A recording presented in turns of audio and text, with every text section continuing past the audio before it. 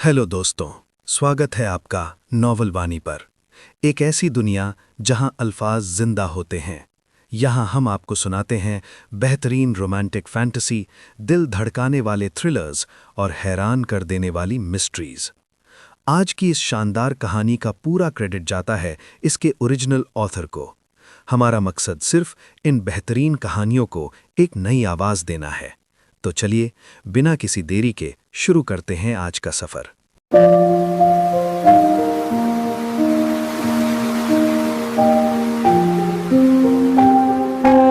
Chapter 531। कुछ देर बाद सनी ने रेन को बाहर तक छोड़ा, उसे जाते हुए देखा और फिर शांति से दरवाजा बंद कर लिया। लेकिन जैसे ही वो गई, उसके चेहरे की वो शांति गायब हो गई। ये क्या बकवास है? मुझे इस बारे में कैसे नहीं पता था? उसने जल्दी से अपना कम्युनिकेटर निकाला, नेटवर्क ऑन किया और ड्रीम टूर्नामेंट के बारे में जानकारी खोजने लगा। कुछ मिनटों बाद वो थोड़ा हैरान सा होकर एक कुर्सी पर बैठ गया। ये क्या पागलपन है? सनी को ये तो पता था कि ड्रीमस्केप के मैच मनोरंजन का एक बहुत मशहूर तरीका थे, जो अवेकेंड और आम इंसानों दोनों के बीच लोकप्रिय थे। लोग अपने पसंदीदा फाइटर्स को फॉलो करते थे और उनके फैन क्लब बनाते थे। लेकिन उसे इस बात का बिल्कुल अंदाजा नहीं था कि बड़े बड़े क्लैन भी इस वर्चुअल गेम पर ध्यान देते हैं। जाहिर तौर पर ड्रीमस्केप बनाने वाला हर साल एक बड़ा टूर्नामेंट करवाता था और हर साल कोई ना कोई बड़ा क्लैन जैसे वेलोर, सॉन्ग या नाइट इसके प्राइस पूल को स्पॉन्सर करता था। जो लोग इसमें अच्छा प्रदर्शन करते थे उन्हें कैश प्राइज, मेमोरीज और यहां तक कि एकोज भी मिलते थे। फाइनलिस्ट के लिए इनाम तो और भी शानदार होते थे, जो सीधे बड़े क्लैंस के खजाने से आते थे, और वो भी असेंडेड रैंक के। सनी थोड़ा काम गया, उसकी आंखों में लालच चमक रहा था। नहीं नहीं, थोड़ा दिमाग से सोचो। बड़े क्लैंस का मकसद एकदम साफ था। वो उन नए और टैलेंटेड अवेकेंस पर नजर रखना चाहते थे जो किसी गुट से जुड़े नहीं थे। लेकिन क्या इससे कोई फर्क पड़ता था? सनी तो वैसे भी अपनी नकली पहचान छुपाने में फेल हो चुका था।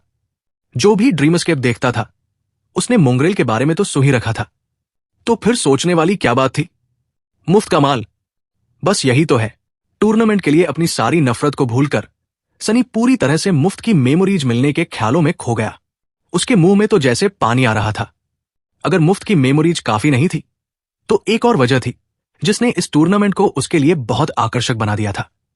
पिछले कुछ महीनों से सनी ने अलग अलग एरिना में सैकड़ों मैचों में हिस्सा लिया था। उसका लक्ष्य ज्यादा से ज्यादा फाइटिंग स्टाइल सीखना था, ताकि वो अपने शैडो डांस की बुनियाद को और मजबूत कर सके और उसे बेहतर बना सके। इसी तरह वो अपनी इस रहस्यमयी युद्ध कला में अगला मुकाम हासिल करना चाहता था। सारे फाइटिंग स्टाइल एक जैसे नहीं होते। कुछ बहुत ही सीधे और आसान होते हैं, जबकि कुछ बहुत उलझे हुए और अलग होते हैं। स्टाइल जितना अलग होता, सनी के लिए उसे समझना उतना ही मुश्किल होता। ऐसा तो था नहीं कि उसके पास किसी स्टाइल की गहराई को तुरंत समझ लेने की कोई जादुई ताकत थी। उसकी ये काबिलियत पूरी तरह से उसकी अपनी मेहनत, टैलेंट और परछाइयों की समझ पर टिकी थी। इसलिए वो आसान स्टाइल्स की एक बड़ी लाइब्रेरी बनाने के लिए जीतोड़ मेहनत कर रहा था। इससे उसे मुश्किल स्टाइल्स के पैटर्न को जल्दी समझने में मदद मिलती। आखिर सभी स्टाइल कुछ बुनियादी हरकतों से ही तो बनते हैं। वो जितने ज्यादा बेसिक पैटर्न जानेगा, नए स्टाइल्स को समझना उतना ही आसान हो जाएगा। लेकिन ड्रीमस्केप एरिना में उसके विरोधियों का स्तर कुछ खास नहीं था, और इसके पीछे साफ कारण थे।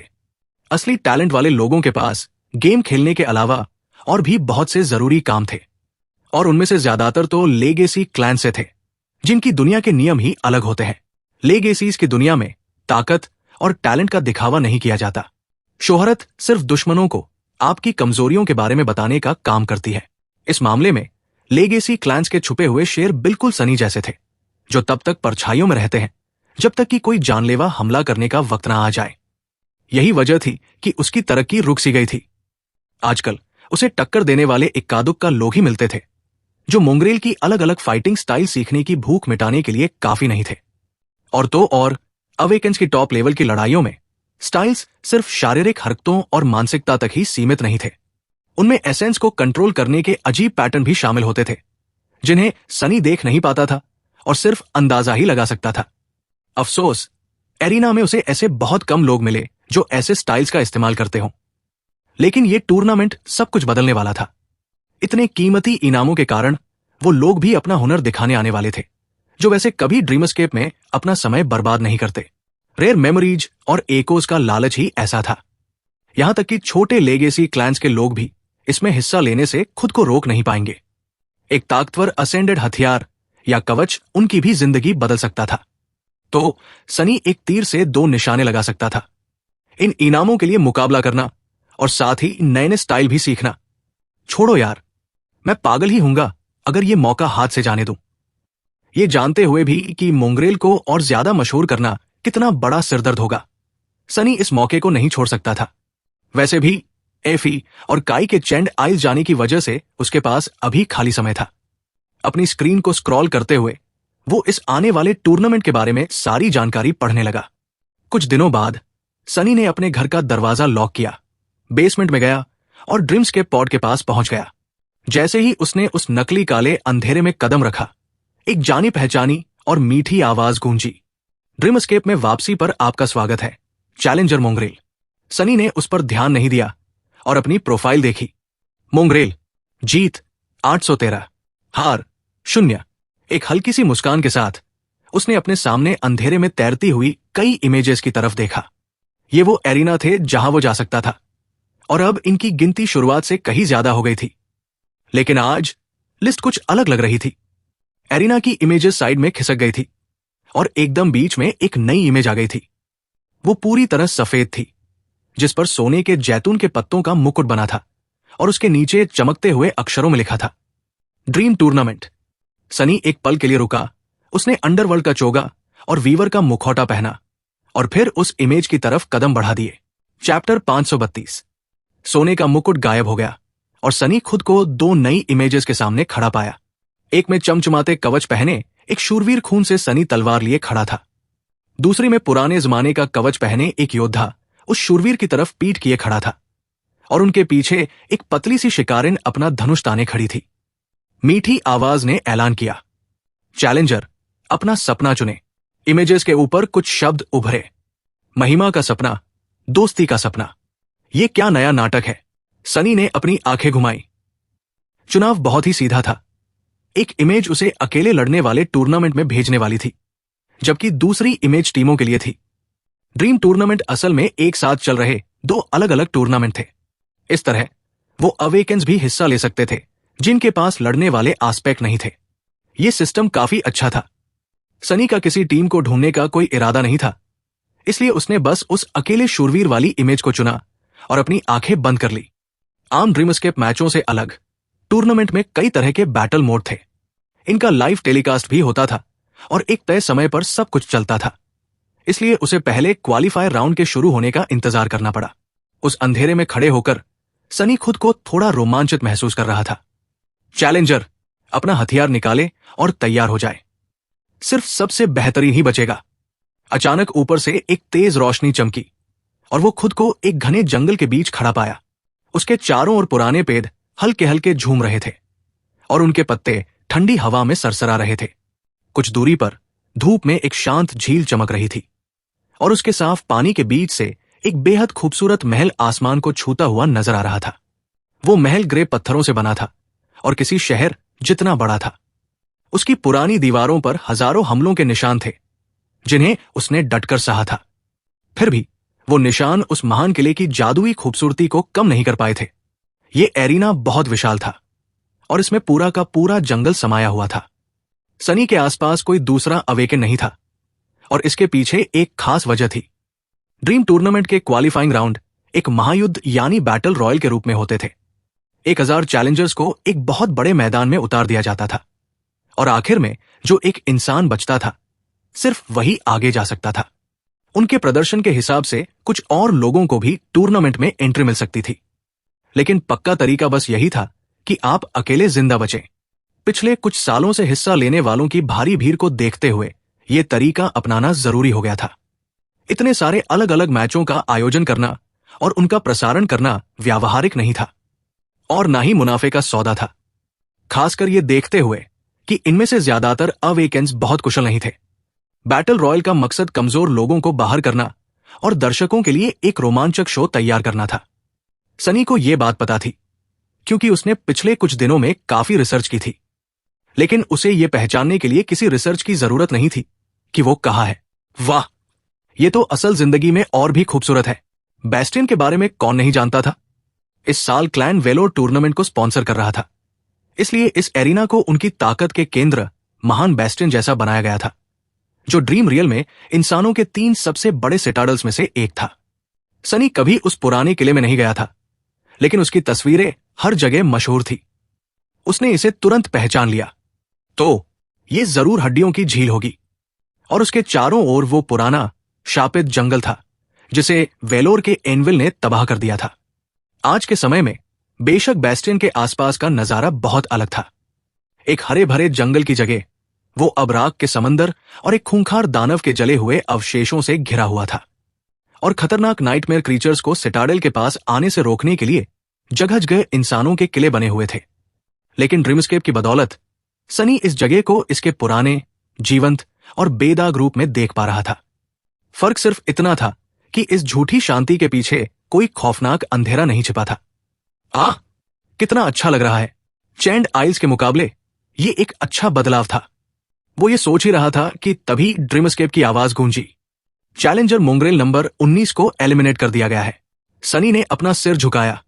खैर, ये तो बहुत जल्दी हो गया। और ये कैसा नाम है? अपना सिर हिलाते हुए उसने सोल सरपेंट को ओडाची का रूप लेने का आदेश दिया और शांति से जंगल की गहराई में चला गया। अब शिकार शुरू करने का समय आ गया था। उधर ऑफिशियल ब्रॉडकास्ट चैनल पर बाहर हुए एक खिलाड़ी की छवि कुछ पल के लिए दिखाई गई। फिर एक बहुत ही चुलबुली आवाज गूंजी। क्या शानदार किल था। अभी शुरू हुए कुछ ही सेकंड हुए हैं और एक खिलाड़ी मारा जा चुका है। चलिए हम सब मोंग्रेल नंबर 19 को अगले साल के लिए शुभकामनाएं दें। स्क्रीन के एक कोने में एक बेहद खूबसूरत नौजवान का अवतार दिखाई दिया। कैमरे की तरफ एक चमकदार मुस्कान के साथ देखते हुए उसने आगे कहा, तो इसी के साथ 5वां सालाना ड्रीम टूर्नामेंट शुरू हो गया है। हाँ, ये मैं हूं, साइक्लस, आपका पसंदीदा कमेंटेटर और नाइटमेयर क्रीचर एक्सपर्ट। अभी तालियां मत बजाइए। है दोस्तों, मेरे पास आप सबके लिए एक बड़ा सरप्राइज है। अंदाजा लगाइए आज मेरे साथ कमेंटेटर बूथ में कौन आया है। नौजवान रुका और फिर स्क्रीन के दूसरी तरफ इशारा किया, जहां एक तीखे नैनंश, गहरी आंखों और छोटी दाढ़ी वाला एक अधेड़ उम्र का आदमी नजर आया। बिल्कुल सही, आप कोई सपना नहीं देख रहे हैं। ये जिमी है, महान लोर मास्टर और पूर्व ड्रीम चैंपियन। इनका जोरदार स्वागत करें। जैसे ही चैट में मैसेजेस की बाढ़ आ गई, उस अधेड़ उम्र के आदमी ने मुस्कुराकर कहा, नमस्ते सभी को। साइक्लस ने फिर से बोलना शुरू किया। हमारे पास असली एक्शन शुरू होने से पहले कुछ मिनट का समय है, क्योंकि चैलेंजर्स को इस खूबसूरत एरिना में एक दूसरे को ढूंढने में थोड़ा वक्त लगेगा। तो जब तक हम इंतजार कर रहे हैं, मेरे पास जिमी के लिए कुछ सवाल है। उसने ब्रॉडकास्ट की तरफ देखा, जो जंगल से गुजरते हुए अलग अलग अवेकेंस को दिखा रहा था। उनमें से कुछ के पास अच्छे हथियार थे और वो कुशल लग रहे थे, जबकि कुछ ऐसे नहीं लग रहे थे। सबसे पहले, इस साल टूर्नामेंट के लिए रजिस्टर करने वाले फाइटर्स की रिकॉर्ड संख्या सामने आई है। एक पुराने ड्रीमस्केप फाइनलिस्ट के तौर पर आपके इस बारे में क्या विचार है, जिमी? वो अधेड़ आदमी मुस्कुराया। ज्यादा से ज्यादा अवेकेंस को इस वर्चुअल तलवार को उठाते देखना अच्छा लगता है। हो सकता है उनमें से कुछ को इसका इस्तेमाल करना भी आता हो। बेशक, मुझे इसका काफी श्रेय ग्रेट क्लैन वेलोर की दरियादिली को देना होगा। उन्होंने इस साल इनामों के मामले में कमाल ही कर दिया है। नहीं, मैं जल नहीं रहा हूं। बिल्कुल नहीं। साइक्लस हंसा और फिर अपने साथी की तरफ एक शरारती नजर डाली। ठीक है, तो मैं आपसे वो सवाल पूछता हूं जो मुझे यकीन है कि हर किसी के दिमाग में चल रहा है। एक एक्सपर्ट के तौर पर आपको क्या लगता है कि टूर्नामेंट कौन जीतेगा, और मोंग्रेल ही क्यों? चैप्टर 533। जैसे ही कमेंटेटर ने मोंग्रेल का नाम लिया, स्क्रीन पर एक भयानक काले कवच वाली आकृति दिखाई देने लगी, जो शांति से जंगल में चल रही थी, और उसकी कुख्यात ओडाची तलवार उसके कंधे पर रखी थी। उस राक्षसी मुखौटे की अंधेरी आंखों ने सीधे कैमरे में ऐसे देखा जैसे उसके पीछे सिर्फ अंधेरा हो। जैसे ही मोंग्रेल स्क्रीन पर आया, चैट में तहलका मच गया। हाँ, ये मोंग्रेल है। लॉर्ड मोंग्रेल की जय हो। है? ये मोंग्रेल कौन है? तुम्हारा मतलब लेडी मोंग्रेल की जय हो? जिमी हंसा। हाँ, ये बंदा। खैर, मोंग्रेल सच में एक बेहतरीन फाइटर है, लेकिन नतीजे उतने सीधे नहीं होंगे जितना सबको लगता है। हर साल यही होता है। टूर्नामेंट के आखिरी राउंड्स में 2 अलग अलग ग्रुप्स आपस में टकराते हैं। एक होता है ड्रीम एस्केप का एलिट ग्रुप और दूसरा इनामों की लालच में आए नए लोग। इतिहास गवाह है कि नए लोग ज्यादातर बाजी मार लेते हैं। उसने एक लंबी सांस ली और अपना सिर हिलाया। और दूसरी बात, हम मोंगरेल के बारे में ज्यादा कुछ नहीं जानते। यह सच है कि उसका पिछला रिकॉर्ड बहुत शानदार रहा है, लेकिन उसने ज्यादातर मैच रैंडम लोगों के खिलाफ जीते हैं। कौन जानता है कि जब उसका सामना असली धुरंधरों से होगा तो क्या होगा। अगर मुझे दाव लगाना हो तो मैं अभी भी क्वीन बी पर पैसा लगाऊंगा। अगर कोई नए लोगों को टक्कर दे सकता है तो वो वही है। साइक्लस ने जोश में हामी भरते हुए सिर हिलाया। बिल्कुल, लेकिन फिर से मोंगरेल पर आते हैं। हर कोई ये जानने के लिए मरा जा रहा है कि उस डरावने मुखौटे के पीछे असल में कौन है। और जो भी आपको थोड़ा बहुत भी जानता है जिमी, वो ये बात पक्के तौर पर कह सकता है कि आपने कोई न कोई अंदाजा तो जरूर लगाया होगा। उस उम्रदराज आदमी की आंखों में अचानक रोमांच की एक चमक आ गई और वो मुस्कुराया। अच्छा हुआ तुमने पूछा। सच कहूं तो मेरे पास एक थ्योरी है। चैलेंजर लॉर्ड कॉर्वस को एलिमिनेट कर दिया गया है, चैलेंजर फ्राई को एलिमिनेट कर दिया गया है, चैलेंजर एराक्स को एलिमिनेट कर दिया गया है। सनी अपने पैरों के पास पड़ी उन 3 लाशों को घूर रहा था जो अब सफेद चिंगारियों में बदल रही थी। इन तीनों अवेकेंस ने उस पर एक साथ मिलकर हमला किया था और उनकी स्किल बुरी नहीं थी, बल्कि तारीफ के काबिल थी। फिर भी उसे 1 मिनट के अंदर तीनों को मौत के घाट उतारने में कोई परेशानी नहीं हुई। उनका कुछ सेकंड से ज्यादा जिंदा रह पाना ही एक बहुत बड़ी उपलब्धि थी, खासकर यह देखते हुए कि उनका दुश्मन कौन था। हवा में अपनी ओडाची लहराते हुए सनी ने तलवार पर लगा खून झटका और आगे बढ़ने लगा। तकनीकी तौर पर उसे अपनी तलवार साफ करने की कोई जरूरत नहीं थी, क्योंकि वो खून भी थोड़ी देर में रोशनी की चिंगारियों में बदलकर गायब ही होने वाला था। लेकिन ये उसकी आदत बन चुकी थी और इसमें वो काफी कूल भी लगता था। सच कहूं तो वो छोटी सी लड़ाई उतनी आसान नहीं थी जितनी उसने दिखाई थी। अवेकेंस बहुत खतरनाक दुश्मन होते हैं, क्योंकि हर एक के पास अपना एक अलग एस्पेक्ट होता है। वो चालाक, जुगाड़ू और अनप्रेडिक्टेबल होते हैं। इसीलिए उसे इतनी तेजी से काम लेना पड़ा, जिससे वो लड़ाई असल से ज्यादा खतरनाक और क्रूर लग रही थी। फिलहाल सनी खुद को ताकतवर बनाने के लिए अपनी किसी भी परछाई का इस्तेमाल नहीं कर रहा था। उसने बहुत पहले ही यह फैसला कर लिया था कि दुश्मनों को सिर्फ अपनी ताकत के दम पर कुचल देना उसके मुख्य लक्ष्य के खिलाफ है, जो कि अपनी फाइटिंग तकनीक को निखारना और अलग अलग स्टाइल्स सीखना था। इसलिए वो उदास परछाई अभी बिल्कुल आम परछाइयों की तरह व्यवहार कर रही थी, जबकि बाकी दोनों ऑटम लीफ के चारों ओर लिपटी हुई थी। वो मेमोरी जिसका इस्तेमाल उसने अपने बालों का रंग बदलने के लिए किया था, क्योंकि इसका और कोई काम नहीं था, इसलिए इस ताकत का उसे कोई सीधा फायदा नहीं मिल रहा था। लेकिन उसके बाल जरूर बहुत खूबसूरत लग रहे होंगे। मुखौटे के पीछे मुस्कुराते हुए सनी थोड़ा तेज भागने लगा। वो चाहता था कि पहला लीडर बोर्ड सामने आने से पहले ही वो ज्यादा से ज्यादा खिलाड़ियों का सफाया कर दे। उन 3 अवेकेंस के ग्रुप से भिड़ने के बाद उसे क्वालिफाइंग राउंड्स के बैटल रॉयल फॉर्मेट की सबसे बड़ी दिक्कत याद आ गई थी। जैसे ही कोई ताकतवर इंसान सामने आता है, कमजोर लोग आपस में मिलकर उसका शिकार करने की कोशिश करते हैं। बहुत मुमकिन था कि जल्द ही 1 दर्जन या उससे भी ज्यादा फाइटर्स मिलकर उस पर एक साथ हमला कर दें। सनी को अपनी काबिलियत पर भरोसा था, लेकिन इतना भी नहीं। उसके जैसे अनुभवी योद्धा के लिए भी, जिसने ड्रीम रियल की सबसे खौफनाक जगहों पर अपनी जान बचाने के लिए सैकड़ों दिन बिताए हों, ऐसी लड़ाई आसान नहीं होने वाली थी। यह बैटल रॉयल मेरी उम्मीद से कहीं ज्यादा खतरनाक होने वाला है। सनी ये बात सोच ही रहा था कि अचानक उसके बगल वाला एक पुराना पेड़ तेज धमाके के साथ टूटकर बिखर गया और कोई बेहद नुकीली चीज जबरदस्त तेजी से उसकी तरफ आई। गालियां बकते हुए वो एक तरफ कूदा और बाल बाल बचा। अगले ही पल एक विशाल तीर सन्न से उसके पास से गुजरा और दूसरे पेड़ के तने में गहराई तक धंस गया। तीर का कांपता हुआ पिछला हिस्सा सनी के कद जितना लंबा था। सनी कंधे के बल पलटा, तीर को देखा और फिर पूरी ताकत से भागने लगा। लानत है, एक स्नाइपर। 1 सेकंड बाद एक और विशाल तीर आसमान से गिरा, जो उसे लगभग जमीन में गाड़ने ही वाला था। सनी ने अपने दांत पीसे और भागना जारी रखा। अनगिनत स्क्रीन्स पर चौड़े कंधों वाले एक नौजवान की छवि दिखाई गई, जो एक बहुत बड़े धनुष की डोरी खींच रहा था। उसकी मजबूत मांसपेशियां तन गई और जब उसने डोरी छोड़ी तो उस ऊंची पहाड़ी से एक गरजती हुई आवाज नीचे आई, जहां वो आर्चर खड़ा था। इस बीच दोनों कमेंटेटर उस पर बिल्कुल ध्यान नहीं दे रहे थे और इसीलिए मैं पूरे यकीन के साथ कह सकता हूं कि मोंगरेल असल में फॉरगॉटन शोर से बचकर आए लोगों में से नहीं है, बल्कि वो महान नाइट वॉकर जिसने हाउस ऑफ नाइट की स्थापना की थी, उसके गुप्त बच्चे का बेटा है। खैर, ये मेरी थ्योरी है। साइक्लस ने एक बड़ी सी मुस्कान के साथ जिमी को देखा और फिर बातों का रुख पुराने जंगल में हो रही लड़ाइयों की तरफ मोड़ दिया, जो अब ज्यादा बार और ज्यादा खतरनाक हो रही थी। क्या बात है? खैर, ऐसा लगता है कि वो गुप्त पोता किसी बड़ी मुसीबत में फंस गया है। मोंगरेल ने 3 अन्य चैलेंजर्स को तो बड़ी आसानी से हरा दिया, लेकिन अब वो उन नए लोगों में से एक के निशाने पर है जिसके बारे में आपने पहले बात की थी। आइए देखते हैं। स्क्रीन पर अब मोंगरेल जंगल से तेजी से भागते हुए दिखाई दे रहा था, जो एक के बाद एक विशाल तीरों से बच रहा था। उसकी हरकतें एकदम सधी हुई थी, जैसे उसके सिर के पीछे भी आंखें हों। साइक्लस ने उस भावहीन काले मुखौटे को देखा और उसके रोंगटे खड़े हो गए। वाह, देखिए, इतने मुश्किल हालात में भी इतना शांत रहना काबिले तारीफ है।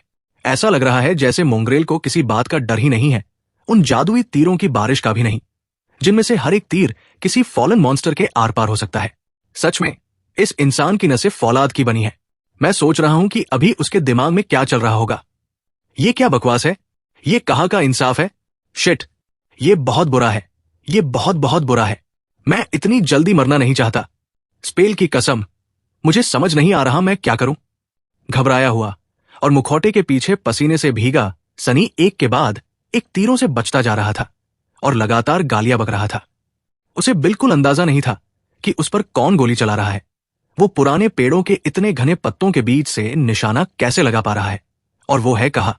वो सिर्फ भाग सकता था, बच सकता था और मरे हुए भगवानों से प्रार्थना कर सकता था कि वो इस भयानक हमले से जिंदा बच जाए।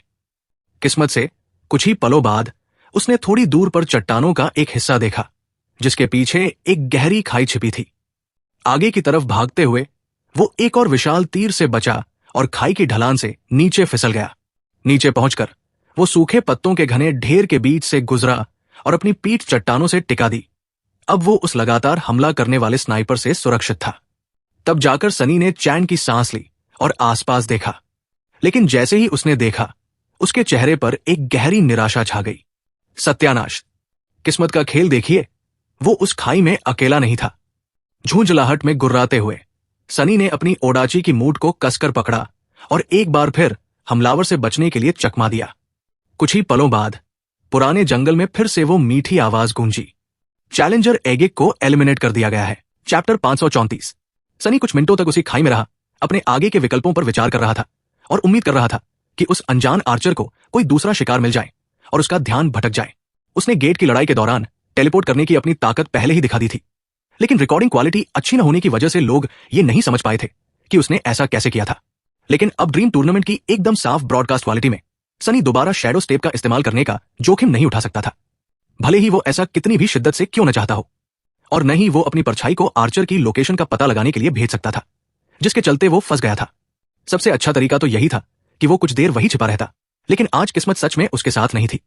खाई में छुपे हुए उस दूसरे अवेकन को हराने के कुछ ही देर बाद पत्तों की सरसराहट अचानक बदल गई और पुराने पेड़ों की जड़ों के बीच एक खौफनाक अंधेरा छाने लगा।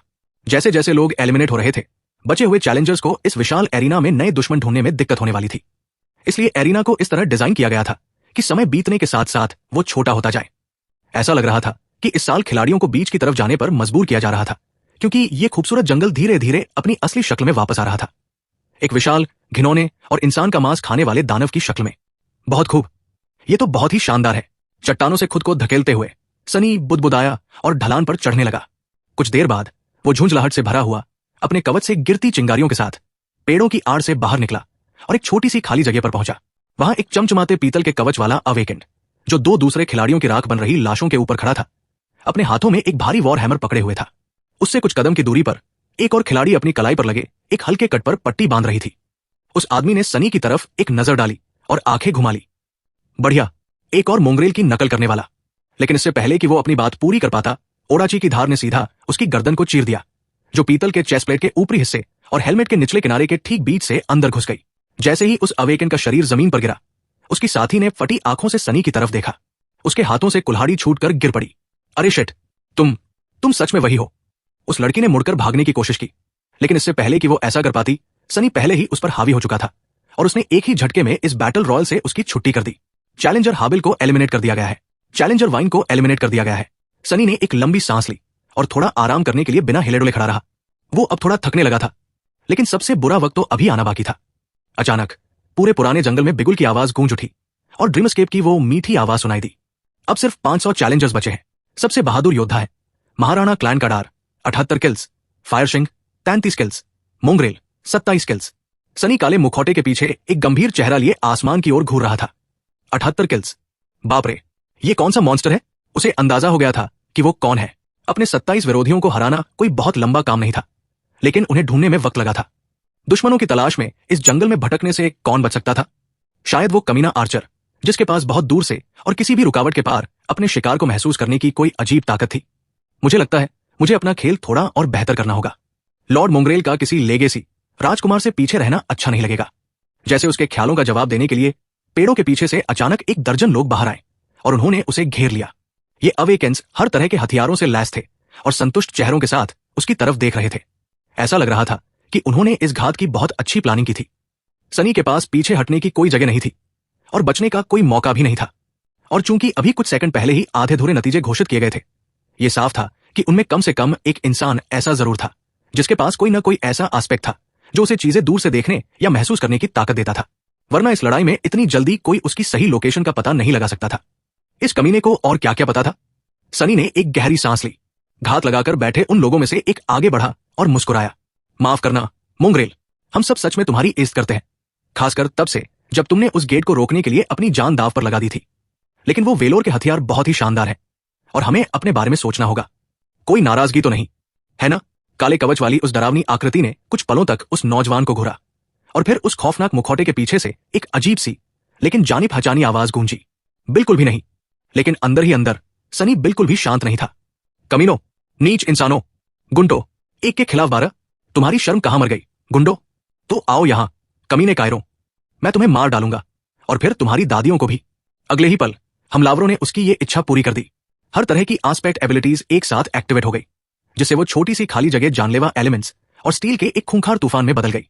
अरे शिट, अरे नहीं, ऐसा लग रहा है कि मोंगरेल मुसीबत में है। साइक्लस ने गुस्से से भरे कमेंट्स की बाढ़ को देखा और फिर वापस ब्रॉडकास्ट की तरफ नजर फेरी। वो और जिमी दोनों स्क्रीन से चिपके हुए थे, यहां तक कि अपना काम करना और खामोशी को अपनी मजेदार बातों से भरना भी भूल गए थे। उनके सामने का नजारा कुछ ज्यादा ही खौफनाक था। कुछ ही पल पहले उन्होंने देखा था कि काले कवच में एक अकेली आकृति एक चमचमाती खुली जगह के बीच में बिना हिले डुले खड़ी थी और अपने इर्द गिर्द घात लगाए उन 12 हमलावरों को ठंडी उदासीनता से घूर रही थी। स्पीकर से मोंगरेल की आवाज गूंजी, अजीब सी डार्क और रहस्यमयी। बिल्कुल भी नहीं। और फिर वहां अचानक हिंसा का एक क्रूर तांडव शुरू हो गया। हमलावरों ने एक सेकंड भी बर्बाद किए बिना हमला किया। उनका हमला जानलेवा और बहुत ही सधा हुआ था। साइक्लस ने अपनी सांसें रोक ली। कम ऑन मोंगरेल, अपने स्पेशल एस्पेक्ट का इस्तेमाल करो। जहां तक वो देख पा रहा था, उस राक्षसी तलवारबाज के पास बचने का बस यही एक मौका था। हालांकि खुद एक फैन होने के नाते साइक्लस जानता था कि मोंगरेल ने ड्रीमस्केप में कभी अपने एस्पेक्ट का इस्तेमाल नहीं किया, जैसे कि ये चीज उसकी शान के खिलाफ हो। मोंगरेल हमेशा अपनी तलवार, अपनी स्किल और बेदाग तकनीक पर ही भरोसा करता था। क्या शान है! और इस बार भी उस रहस्यमयी योद्धा ने अपने उसूलों से समझौता करने से इनकार कर दिया। अपनी एबिलिटी को इस्तेमाल करने के बजाय वो बिना किसी डर या शक के दुश्मनों पर टूट पड़ा। फिर कुछ अजीब हुआ। उसकी कुख्यात ओडाची अचानक काले तरल धातु की एक धारा में बदल गई और उसके हाथ पर बहने लगी, जो जल्द ही एक गोल ढाल में बदल गई। उस ढाल से मोंगरेल ने अपनी तरफ आ रहे एक भाले को रोका, फिर अपने शरीर को मोड़ा, तेज हवा के ब्लेड्स की बौछार से बचा और आग की उस भयंकर धारा में कूद पड़ा जो एक अवेकन लड़की अपने मुंह से छोड़ रही थी। चमत्कारिक रूप से वो दूसरी तरफ एकदम सही सलामत निकला, किसी ऐसे नरक के मॉन्स्टर की तरह जो नरक की आग में भी नहीं जल सकता। उसके काले कवच पर वो लाल लपटें चमक रही थी, जो उसे और भी डरावना बना रही थी। अगले ही सेकंड मोंगरेल का कांटेदार दास्ताना हमलावरों में से एक के चेहरे पर जोर से पड़ा। ऐसा लगा जैसे उस बेचारे पर कोई पहाड़ गिर गया हो। उसकी खोपड़ी अंदर धंस गई और फिर फट गई। उसका बेजान शरीर एक तरफ उड़ते हुए मुड़ गया और चिंगारियों की बारिश में बदल गया। इसके बाद जो हुआ उसे सिर्फ शुद्ध नरसंहार ही कहा जा सकता है। वो काली आकृति हमलावरों पर टूट पड़ी और अपने दास्ताने वाले मुक्के और अपनी गोल ढाल दोनों का इस्तेमाल करके उनके बीच तबाही मचाने लगी। मोंगरेल खौफनाक तेजी और चालाकी से आगे बढ़ रहा था। वो अपने ही दुश्मनों के शरीरों का इस्तेमाल करके उनके साथियों के हमलों को रोक रहा था। साइक्लस को पक्का यकीन नहीं था, लेकिन उसे लगा कि उसने उनमें से कुछ को अपने ही साथियों के हमलों से मरते हुए देखा है। बाकी के लोग खुद उस राक्षसी कसाई के हाथों मारे गए। मोंगरेल का हर दाव एकदम सटीक, नपातुला और जानलेवा था, लेकिन साथ ही क्रूर और निर्दयी भी। वो अपने दुश्मनों के बीच किसी यमराज की तरह नाच रहा था और बिना कोई दया या हिचकिचाहट दिखाए एक के बाद एक उन्हें मारता जा रहा था। कुछ मिनटों तक वो जगह खून, चीखों और रोशनी की चमक से भरी रही, और जब सब कुछ खत्म हुआ तो लाशों के बीच वो अकेली काली आकृति खड़ी थी, जो सिर से पैर तक खून से लथपथ थी। एक पल बाद वो खून भी रोशनी की चिंगारियों में बदल गया, और रोशनी में नहाया हुआ मोंगरेल आगे बढ़ा। उसका कवच हमेशा की तरह बेदाग और काला था। साइक्लस कुछ पलों तक शांत रहा, और फिर भारी आवाज में बोला, हे जिमी, क्या मोंगरेल ने अभी अभी अकेले 12 अवेकेंस को मार डाला? उस उम्रदराज आदमी ने अपना गला साफ किया। आपको पता है, मुझे अपनी लगाई गई शर्त पर फिर से सोचना पड़ सकता है। असल में मेरा पैसा अब उस इंसान पर है। उसके साथी ने कुछ बार अपनी पलकें झपकाई। फिर उसने कमेंट्स की तरफ देखा और जबरदस्ती मुस्कुराने की कोशिश की। लेकिन क्या वो इंसान भी है? इस बीच सनी जमीन पर गिरने ही वाला था। हर जगह दर्द हो रहा है। ये क्या बकवास है? ये बेवकूफी भरा बैटल रॉयल इतना खतरनाक क्यों है? मेरी तो पैंट ही गीली होने वाली थी। वो लड़ाई सच में बहुत करीबी थी। वो मुश्किल से बच पाया था, और सिर्फ इसलिए जीत पाया क्योंकि वो 12 अवेकेंस सच में कोई एक टीम नहीं थे। वो अपने शारीरिक हमलों को एक साथ करने के लिए काफी अनुभवी थे, लेकिन जब अलग अलग और अजीब तरह की एस्पेक्ट एबिलिटीज की बात आई तो उनका सारा तालमेल पूरी तरह से बिगड़ गया। उसने उसी अफरातफरी का फायदा उठाकर सबसे खतरनाक दुश्मनों को जल्दी से खत्म कर दिया था, और फिर किसी तरह बाकी सबको निपटा दिया। अंडरवर्ल्ड के चोगे पर अभी भी कुछ जोरदार वार लगे थे। कवच तो टिक गया, लेकिन उसके अंदर सनी का शरीर चोटों से भर गया था। क्या ये इनाम इसके लायक भी है? बेहतर होगा कि ये लायक ही हो। दर्द से भरी अपनी एक करहा को दबाते हुए उसने सोल सरपेंट को फिर से ओडाची में बदलने का आदेश दिया, और उस जगह से दूर चला गया। सिर्फ 500, 478 और बचे हैं। आज का दिन बहुत लंबा होने वाला है। चैप्टर 535। पुराने जंगल के ऊपर जीत के बिगुल की आवाज गूंज उठी। सिर्फ 3 चैलेंजर्स बचे हैं। ये बहादुर हीरो हैं मोंगरेल 111 किल्स, फायरशिंग 87 किल्स, किम सैटो 59 किल्स। महिमा का सपना इंतजार कर रहा है। हीरोज। सनी ने अपने थके हुए शरीर को जंगल से बाहर निकाला और अपने पैरों के नीचे की जमीन को हिलते और कांपते हुए महसूस किया। अब तक वो दानव लगभग पूरी तरह से जाग चुका था, और एरिना का कोई भी हिस्सा अब सुरक्षित नहीं था, बस उस रेतीली पट्टी को छोड़कर जहां वो अभी पहुंचा था, जो उस खौफनाक जंगल और झील के ठीक बीच थी। सनी उथले पानी में चला गया और रुक गया। खुद को सहारा देने के लिए उसने सोल सरपेंट का इस्तेमाल किया। उसकी सांसें तेज और भारी चल रही थी, और अंडरवर्ल्ड के चोगे की काली सतह पर कई डेंट पड़ गए थे। लगभग उसी समय भूखे जंगल के अंधेरे से 2 और आकृतियां बाहर निकली। एक चौड़े कंधों और एथलेटिक शरीर वाली एक आकर्षक जवान औरत थी, जिसके लंबे भूरे बाल एक पोनीटेल में बंधे हुए थे। उसने एक साधारण लाल ट्यूनिक पहनी थी। उसका धड़ चमड़े के कवच से ढका था, और हाथ में एक हल्का भाला था। उसकी नीली आंखें थकी हुई थी, लेकिन एकदम साफ और किसी लक्ष्य से भरी हुई थी। दूसरा इंसान भारी कवच पहने एक आदमी था, जिसके हाथ में एक बड़ी तलवार थी, और उस तलवार की धार पर अजीब से रून्स खुदे हुए थे। उसका चेहरा हेलमेट के वाइजर के पीछे छिपा हुआ था। बस उस संकरी सी दरार से उसकी शांत और ठंडी आंखें दिखाई दे रही थी। उसके कदम मजबूत थे, लेकिन थोड़े डगमगा रहे थे, जिससे उसकी भयंकर थकान का पता चल रहा था। ये फायरशिंग और सैटो होंगे। वो ताकतवर आर्चर यहां तक नहीं पहुंच पाया था। सनी बस अंदाजा ही लगा सकता था कि उसके साथ क्या हुआ होगा, लेकिन सबसे मुमकिन बात एकदम साफ थी। वो ताकतवर लेगेसी जरूर किसी ऐसे ही जाल में फंस गया होगा जिसका सामना खुद सनी ने किया था। बस उसका अंजाम इतना अच्छा नहीं रहा होगा। खैर, जिंदगी ऐसी ही है। महाराणा क्लैन केडार को अपनी ताकत से ज्यादा शोहरत पाने की कीमत चुकानी पड़ी थी। एक तरफ टूर्नामेंट के लिहाज से यह बहुत सही नहीं था, लेकिन दूसरी तरफ कुछ भी सही कब होता है? सनी को परछाइयों में रहना ज्यादा पसंद था। भले ही उसकी इस घटिया नकली पहचान ने इस मामले में उसकी कोई खास मदद ना की हो। इत्तेफाक से ग्रुप बनाकर साजिश रचने वालों में से भी कोई यहां तक नहीं पहुंच पाया था, और इसकी एक अच्छी वजह भी थी। जो इंसान ऐसे तरीकों का इस्तेमाल करता है, उसमें जीतने का जज्बा होता ही नहीं है। इसलिए सनी अपने इन आखिरी 2 विरोधियों को कमजोर समझने की भूल नहीं करने वाला था। वो पहले ही साबित कर चुके थे कि वो कितने खतरनाक थे। वो तीनों अवेकेंस अलग अलग खड़े थे और एक दूसरे को सावधानी से देख रहे थे। शांत झील का साफ पानी उनके पैरों से टकरा रहा था। वो शानदार महल दूर से दिखाई दे रहा था, और उसकी पुरानी दीवारें चमकदार धूप में नहा रही थी। नजारा बहुत खूबसूरत और शांत था, लेकिन हवा में एक अजीब सा तनाव महसूस किया जा सकता था। कुछ देर बाद उस भारी कवच वाले आदमी ने उस आग जैसी दिखने वाली जवान औरत की तरफ मुड़कर भारी आवाज में कहा, चलो मिलकर उस दानव का खात्मा करते हैं। उसके हारने के बाद हम तय कर लेंगे कि हम दोनों में से कौन जीतेगा। सनी ने अपनी आंखें घुमाई। वाह, कितना अनप्रेडिक्टेबल था ये।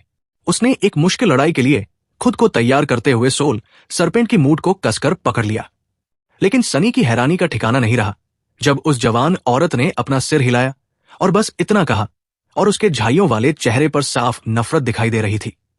नहीं, सनी ने अपनी भौहें उठाई। हाँ, क्या बात है, भगवान, कैसी बेवकूफ है ये। सैटो नाम का वो आदमी हंसा और फिर उसने मोंगरेल की तरफ देखा। तो फिर तुम्हारा क्या ख्याल है मोंगरेल? तुम्हारे लिए भी वही ऑफर है। चलो पहले इस लड़की को ठिकाने लगाते हैं और फिर हम दोनों एक ढंग का मैच लड़ते हैं। या ये तुम्हारी शान के खिलाफ है? सनी ने अपने दांत पीसे, लेकिन उसके पास ये कहने के अलावा कोई चारा नहीं था। हाँ है। लानत है। सैटो ने अपना सिर हिलाया। आजकल के नौजवान कितने नादान हैं। क्या ड्रीम रियल ने तुम्हें कुछ नहीं सिखाया? सनी ने ओडाची उठाई और मुस्कुराया। उसने मुझे सब कुछ सिखाया है। इसके साथ ही उसने अपना वजन शिफ्ट किया और आगे बढ़ने के लिए तैयार हो गया। अब बातों का वक्त खत्म हो गया था। बाकी दोनों भी ये बात समझ गए थे और अगले ही पल उस साफ झील की शांति पल भर में गायब हो गई। ये क्या? जैसे ही सनी आगे बढ़ा, एक जोरदार धमाका हुआ और वो उस भयानक झटके से हवा में उड़ गया। जमीन पर लुढ़कते हुए उसने जल्दी से आग वाली मेमोरी को चोगे में लगाया और ठीक उसी समय उठा जब उसने एक बहुत बड़े आग के गोले को हवा में गायब होते देखा। उसका शरीर अब पहले से भी ज्यादा टूटा हुआ लग रहा था। किम सैटो को इस धमाके का सबसे ज्यादा नुकसान हुआ था। उसका भारी कवच टूट फूट गया था और उन दरारों से जली हुई त्वचा दिखाई दे रही थी। जैसे ही फायरशिंग ने उस पर हमला किया, उसके भाले की नोक पर आग की लपटें दिखाई देने लगी। वो अचानक एक अजीब सी फुर्ती के साथ आगे बढ़ा और अपनी तलवार आगे कर दी, लेकिन वो उस लड़की पर निशाना नहीं लगा रहा था। गड़बड़ है।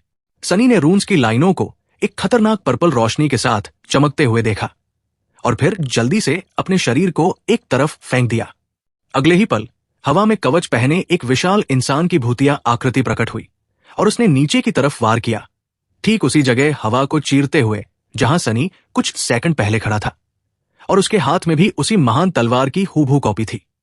क्या ताकतवर मेमोरी है। चूंकि उसके दोनों दुश्मनों के पास दूर से जानलेवा हमला करने के तरीके मौजूद थे, इसलिए उसके पास दूरी कम करने के अलावा कोई चारा नहीं था। किस्मत से सैटो पहले से ही फायरशिंग के साथ उलझा हुआ था, जो उस पर बिजली की तेजी से लेकिन एकदम सटीक और जानलेवा वार कर रही थी।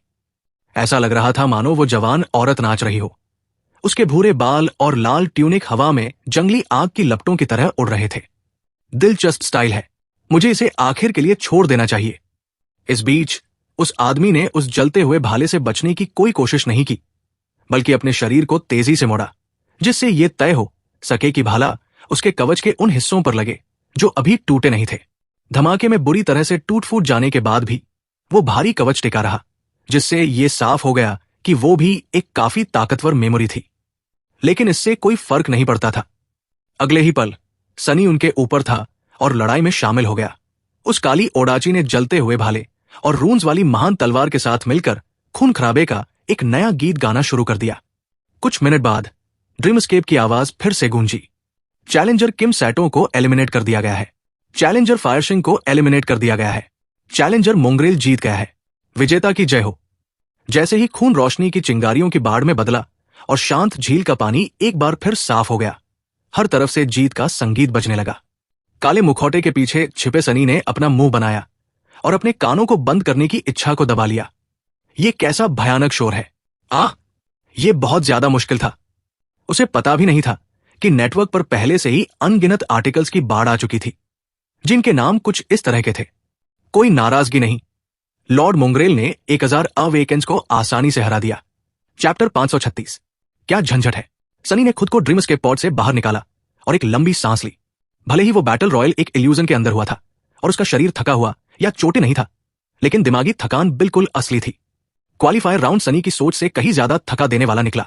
बेशक वो खुद को ताकतवर बनाने के लिए अपनी तीनों परछाइयों का इस्तेमाल करके पूरे एरिना में तबाही मचा सकता था, लेकिन इससे उसका मकसद ही खत्म हो जाता। सनी ने अपनी खुद की ताकत से ही सब कुछ अच्छे से संभाल लिया था। इस तरह वो अपनी तकनीक को भी निखार रहा था और शैरो डांस की अपनी समझ को भी बढ़ा रहा था, जो कोई छोटी बात नहीं थी। कुछ कपड़े पहनकर वो वापस ऊपर आया सोफे पर लेट गया और फिर अपने कम्युनिकेटर को देखा। फिलहाल लोगों के देखने के लिए ऐसी सैकड़ों जादुई लड़ाइयों का लाइव टेलीकास्ट किया जा रहा था। कुछ खत्म होने वाली थी, कुछ में खून खराबा जोरों पर था और कुछ तो बस शुरू ही हो रही थी। लेकिन हर ब्रॉडकास्ट को एक जैसा ध्यान नहीं मिल रहा था। जिन एरिना में मशहूर फाइटर्स या खास तौर पर ताकतवर नए लोग लड़ रहे थे, वहां सबसे ज्यादा दर्शक थे। अफसोस की बात थी कि मोंगरेल की बदनामी की वजह से सनी ने जो मैच अभी खत्म किया था, वो सबसे ज्यादा देखे जाने वाले ब्रॉडकास्ट में से एक था। ये सबसे जल्दी खत्म होने वाले मैचों में से भी एक था। इसलिए सबसे रोमांचक पलों की वीडियो क्लिप्स पहले से ही नेटवर्क पर वायरल हो रही थी।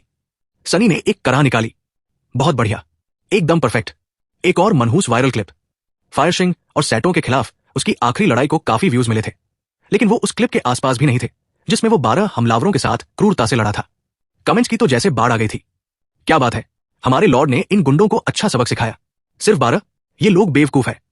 इन्हें कम से कम 100 लोगों को इकट्ठा करना चाहिए था। कोई नाराजगी नहीं, बिल्कुल भी नहीं। भगवान, कोई इतना कूल कैसे हो सकता है? क्या तुमने उसकी ओडाची का रूप बदलते देखा? मुझे कोई भ्रम तो नहीं हो रहा था ना? क्या ये सिर्फ मुझे लग रहा है, या आज मोंगरेल के बाल कुछ ज्यादा ही खूबसूरत लग रहे हैं? उसने अपना मुंह बनाया। फिर दूसरी वीडियो के नीचे के कमेंट्स देखे। वो सैटो, उसने ऐसा पूछा ही क्यों? क्या उसे नहीं पता कि मोंगरेल महानता की मिसाल है? बेशक ये लॉर्ड मोंगरेल की शान के खिलाफ है। वो कितने महान है? तुम बेवकूफ लोग क्या बातें कर रहे हो? मोंगरेल कोई महान इंसान नहीं है, वो एक जंगली जानवर है।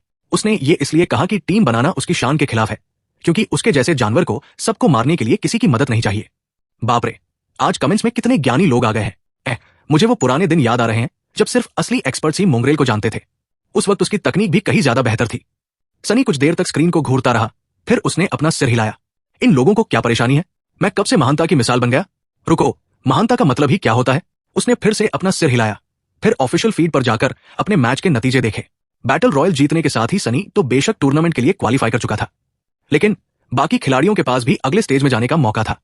ये उनके प्रदर्शन और खुद के स्कोर पर निर्भर करता था, इसलिए आगे जाने वाले लोगों की कोई तय गिनती नहीं थी। नतीजों से पता चला कि उसके बैटल रॉयल में लड़ने वाले 1000 अवेकेंस में से 2 और लोगों ने टूर्नामेंट में हिस्सा लेने के लिए क्वालिफाई किया था। उनमें से एक फायर सिंह थी, वो जवान औरत जिसका उसने आखिर में सामना किया था, और दूसरा महाराणा क्लैन का डार था, वो आर्चर जिसने सनी को अपने विशाल तीरों से लगभग छेद ही दिया था। हाँ, तो वो कमीना आखिर अंदर आ ही गया। अपनी दिलचस्पी खोते हुए सनी ने कम्युनिकेटर बंद किया और एक जम्हाई ली। कल असली टूर्नामेंट शुरू होने वाला था। करीब 1000 फाइटर्स, वो जिन्होंने क्वालिफाइंग राउंड्स में अपना दम दिखाया था, एक दूसरे के सामने सही मायनों में लड़ेंगे। और कई दिनों के कड़े मुकाबले के बाद सबसे शानदार इनाम जीतने के लिए कोई एक विजेता सामने आएगा। मुझे अच्छे से आराम कर लेना चाहिए। वो वापस अपने अंडरग्राउंड डोजो में गया, स्लीपिंग पॉड में घुसा और अपनी आंखें बंद कर ली। जल्द ही सेंचुरी का वो जाना पहचाना नजारा उसके सामने आ गया। बिना कोई वक्त बर्बाद किए सनी ने ऑल्टर आइलैंड छोड़ा, अपने कमरे में गया, उस पतली सी खाट पर गिरा और लगभग तुरंत ही सो गया। किसने कहा था कि बुरे लोगों को आराम नहीं मिलता? अगली सुबह रेन हमेशा की तरह बिल्कुल समय पर ट्रेनिंग के लिए उसके दरवाजे पर आ गई। किस्मत से टूर्नामेंट दोपहर तक शुरू नहीं होने वाला था, इसलिए सनी को उनका लेसन कैंसिल करने का कोई बहाना नहीं ढूंढना पड़ा। वैसे भी वो ऐसा नहीं करता, ये किसी बेवकूफी भरे टूर्नामेंट से कहीं ज्यादा जरूरी था। उसे ताकतवर मेमोरीज कहीं और से भी मिल सकती थी, लेकिन गुजरता हुआ हर एक दिन अपनी बहन के जिंदा बचने के चांस बढ़ाने के लिए एक दिन कम कर रहा था। इसलिए रेन को सिखाना उसकी पहली प्राथमिकता थी। उस लड़की ने उन्हीं मूवमेंट्स और काटा को दोहराया जो उसने उसे पिछली बार सिखाए थे। उसका फॉर्म उतना ही भयानक था जितनी उसने उम्मीद की थी, लेकिन रेन बहुत मेहनती थी। वो हर सेट के साथ बेहतर हो रही थी। वो धीरे धीरे उन गलतियों को सुधार रही थी जो वो उसे बता रहा था, और तकनीक को अपनी रगों में उतार रही थी। एक बिल्कुल नए इंसान के हिसाब से वो काफी अच्छा कर रही थी। शायद ये खून में ही है, ये पक्का करते हुए कि वो उसे देख न पाए, सनी ने दूसरी तरफ मुंह किया और मुस्कुराया। ठीक उसी वक्त उसके कम्युनिकेटर पर एक मैसेज आया। उसे देखने के बाद उसका मूड और भी अच्छा हो गया। मैसेज आइको की तरफ से था, जिसमें बताया गया था कि वर्मवाइन से निकाले गए सोल शार्ड्स आखिरकार बिक गए थे। ट्रांसेंडेंट शार्ड्स छोटी रैंक वाले शार्ड्स के मुकाबले कहीं ज्यादा दुर्लभ और कीमती होते थे, न सिर्फ इसलिए कि उनमें ज्यादा एसेंस होता था, बल्कि इसलिए भी क्योंकि ऐसी कई एस्पेक्ट एबिलिटीज और स्पेलटेक चीजें थी जो इस्तेमाल किए गए कच्चे माल की क्वालिटी पर निर्भर करती थी। तो सनी अब पहले से काफी ज्यादा अमीर हो गया था। हालांकि उसने सोलवेन के सोल शार्ड को बेचने की हिम्मत नहीं की थी। बाहर ऐसे कई अवेकेंस जरूर थे जो किसी शार्ड की प्रकृति और उसके स्रोत का पता लगा सकते थे।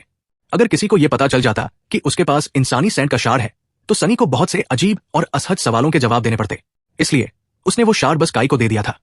अपने साथियों को ताकतवर बनाना एक तरह से खुद को ताकतवर बनाने जैसा ही था, इसलिए सनी को अपने इस संभावित मुनाफे के नुकसान का ज्यादा दुख नहीं था। फिर भी ये सच में बहुत दुख की बात थी। ट्रेनिंग सेशन खत्म होने के बाद उसने अपने और रेन के लिए एक बहुत ही स्वादिष्ट नाश्ता बनाया। वो लड़की किसी भेड़िए की तरह भूखी थी, इसलिए उसने रिकॉर्ड समय में अपनी प्लेट खाली कर दी। जब उसका नाश्ता लगभग खत्म हो गया तो सनी ने उसकी तरफ हैरानी से देखा और बिल्कुल सामान्य अंदाज में पूछा, क्या तुम्हारा वो टूर्नामेंट शुरू हो गया? रेन ने आखिरी निवाला निकला और मुस्कुराई। Dream tournament? हाँ, क्वालिफाइंग राउंड्स तो कल ही हो गए थे। उसने बिना कोई खास दिलचस्पी दिखाए चाय का एक घूंट लिया। ओ सच में? सही कहा, मुझे लगता है मैंने नेटवर्क पर कुछ क्लिप्स देखी थी। क्या तुमने भी देखी? उसने सिर हिलाया। हाँ। सनी कुछ देर रुका, फिर ऐसे बोला जैसे उसे अचानक कुछ याद आ गया हो। मैंने सुना है कि वो मोंगरेल नाम का बंदा काफी अच्छा लड़ता है। रेन ने नाक भौं सिकोड़ी। हाँ, शायद, लेकिन मुझे वो पसंद नहीं है। सनी के गले में चाय अटकते अटकते बची। क्या? क्यों? उसे अपनी आवाज शांत और सामान्य रखने में बहुत मेहनत करनी पड़ी। तुम्हें मोंगरेल क्यों पसंद नहीं है? मोंगरेल कमाल का है, तुम्हें पता है, उसने अकेले ही 12 अवेकेंस को हरा दिया था। लड़की ने बस अपने कंधे उचकाए। पता नहीं, वो बस बहुत घमंडी लगता है, और वो खुद को समझता क्या है, जो लोगों को ये सिखाता फिरता है कि कैसे जीना है। और उस मुखौटे का क्या चक्कर है? मुझे तो लगता है कि एक अच्छे इंसान को मुखौटे के पीछे छिपने की जरूरत नहीं पड़ेगी। सनी ने उसे थोड़ी नाराजगी से घूरा, फिर जबरदस्ती मुस्कुराने की कोशिश की। खैर, मुझे नहीं पता। वो मुखौटा यकीनन एक ताकतवर मेमोरी है, और वो शायद किसी को कुछ सिखाना भी नहीं चाहता। कम से कम मुझे तो ऐसा ही लगा। रे ने त्योरियां चढ़ाई। और तो और, उसने नाइट के लिए कितनी परेशानियां खड़ी कर दी। अगर उसमें जरा सी भी शर्म होती तो वो सामने आकर उन बेतुकी अफवाहों को गलत साबित कर देता, लेकिन मुझे यकीन है कि वो ऐसा नहीं करेगा। सनी की आंख फड़क उठी। अच्छा, तो सारी फसाद की जड़ ये है। बस तुम इंतजार करो काई, मैं तुम्हें इसका मजा एक दिन जरूर चखाऊंगा। उसने धीरे से चाय का एक और घूंट लिया और अपने गुस्से को छिपाते हुए पूछा, तुम्हें उस टूर्नामेंट के बारे में काफी कुछ पता है ना? मुझे लगा था कि तुम्हें इन सब चीजों में कोई खास दिलचस्पी नहीं है। रे ने एक लंबी सांस ली। मुझे नहीं है, मैंने तो बस ये सोचा था कि शायद मुझे वो अवेकेंट दोबारा देखने को मिल जाए, वो औरत जिसने मेरी जान बचाई थी। लेकिन वो इसमें हिस्सा नहीं ले रही है। सनी कुछ कहना चाहता था, लेकिन इससे पहले कि वो कुछ बोल पाता, लड़की ने आगे कहा, खैर, जाहिर सी बात है, उनके जैसी कोई सच्ची अवेकेंट इस तरह की फालतू चीजों पर कभी अपना वक्त बर्बाद नहीं करेगी। वो पक्का कोई बहुत ही जरूरी काम कर रही होंगी। इंसानियत की भलाई के लिए ड्रीम रियल की खोज कर रही होंगी, लोगों को नाइटमेयर क्रीचर से बचा रही होंगी। इस तरह की चीजें, समझ रहे हो ना? सनी मुस्कुराया। बिल्कुल ऐसा हो सकता है। रुको, तुम्हारा क्या मतलब है? एक सच्ची अवेकेंट अपना वक्त बर्बाद नहीं करेगी? क्या तुमने ही मुझे इस टूर्नामेंट में हिस्सा लेने की सलाह नहीं दी थी? रेन ने उसे ऐसे देखा जैसे वो कोई बेवकूफ हो। वो तुम हो और वो है। ये कैसा सवाल हुआ? वैसे समय क्या हुआ है? अरे बाप रे, मुझे भागना होगा।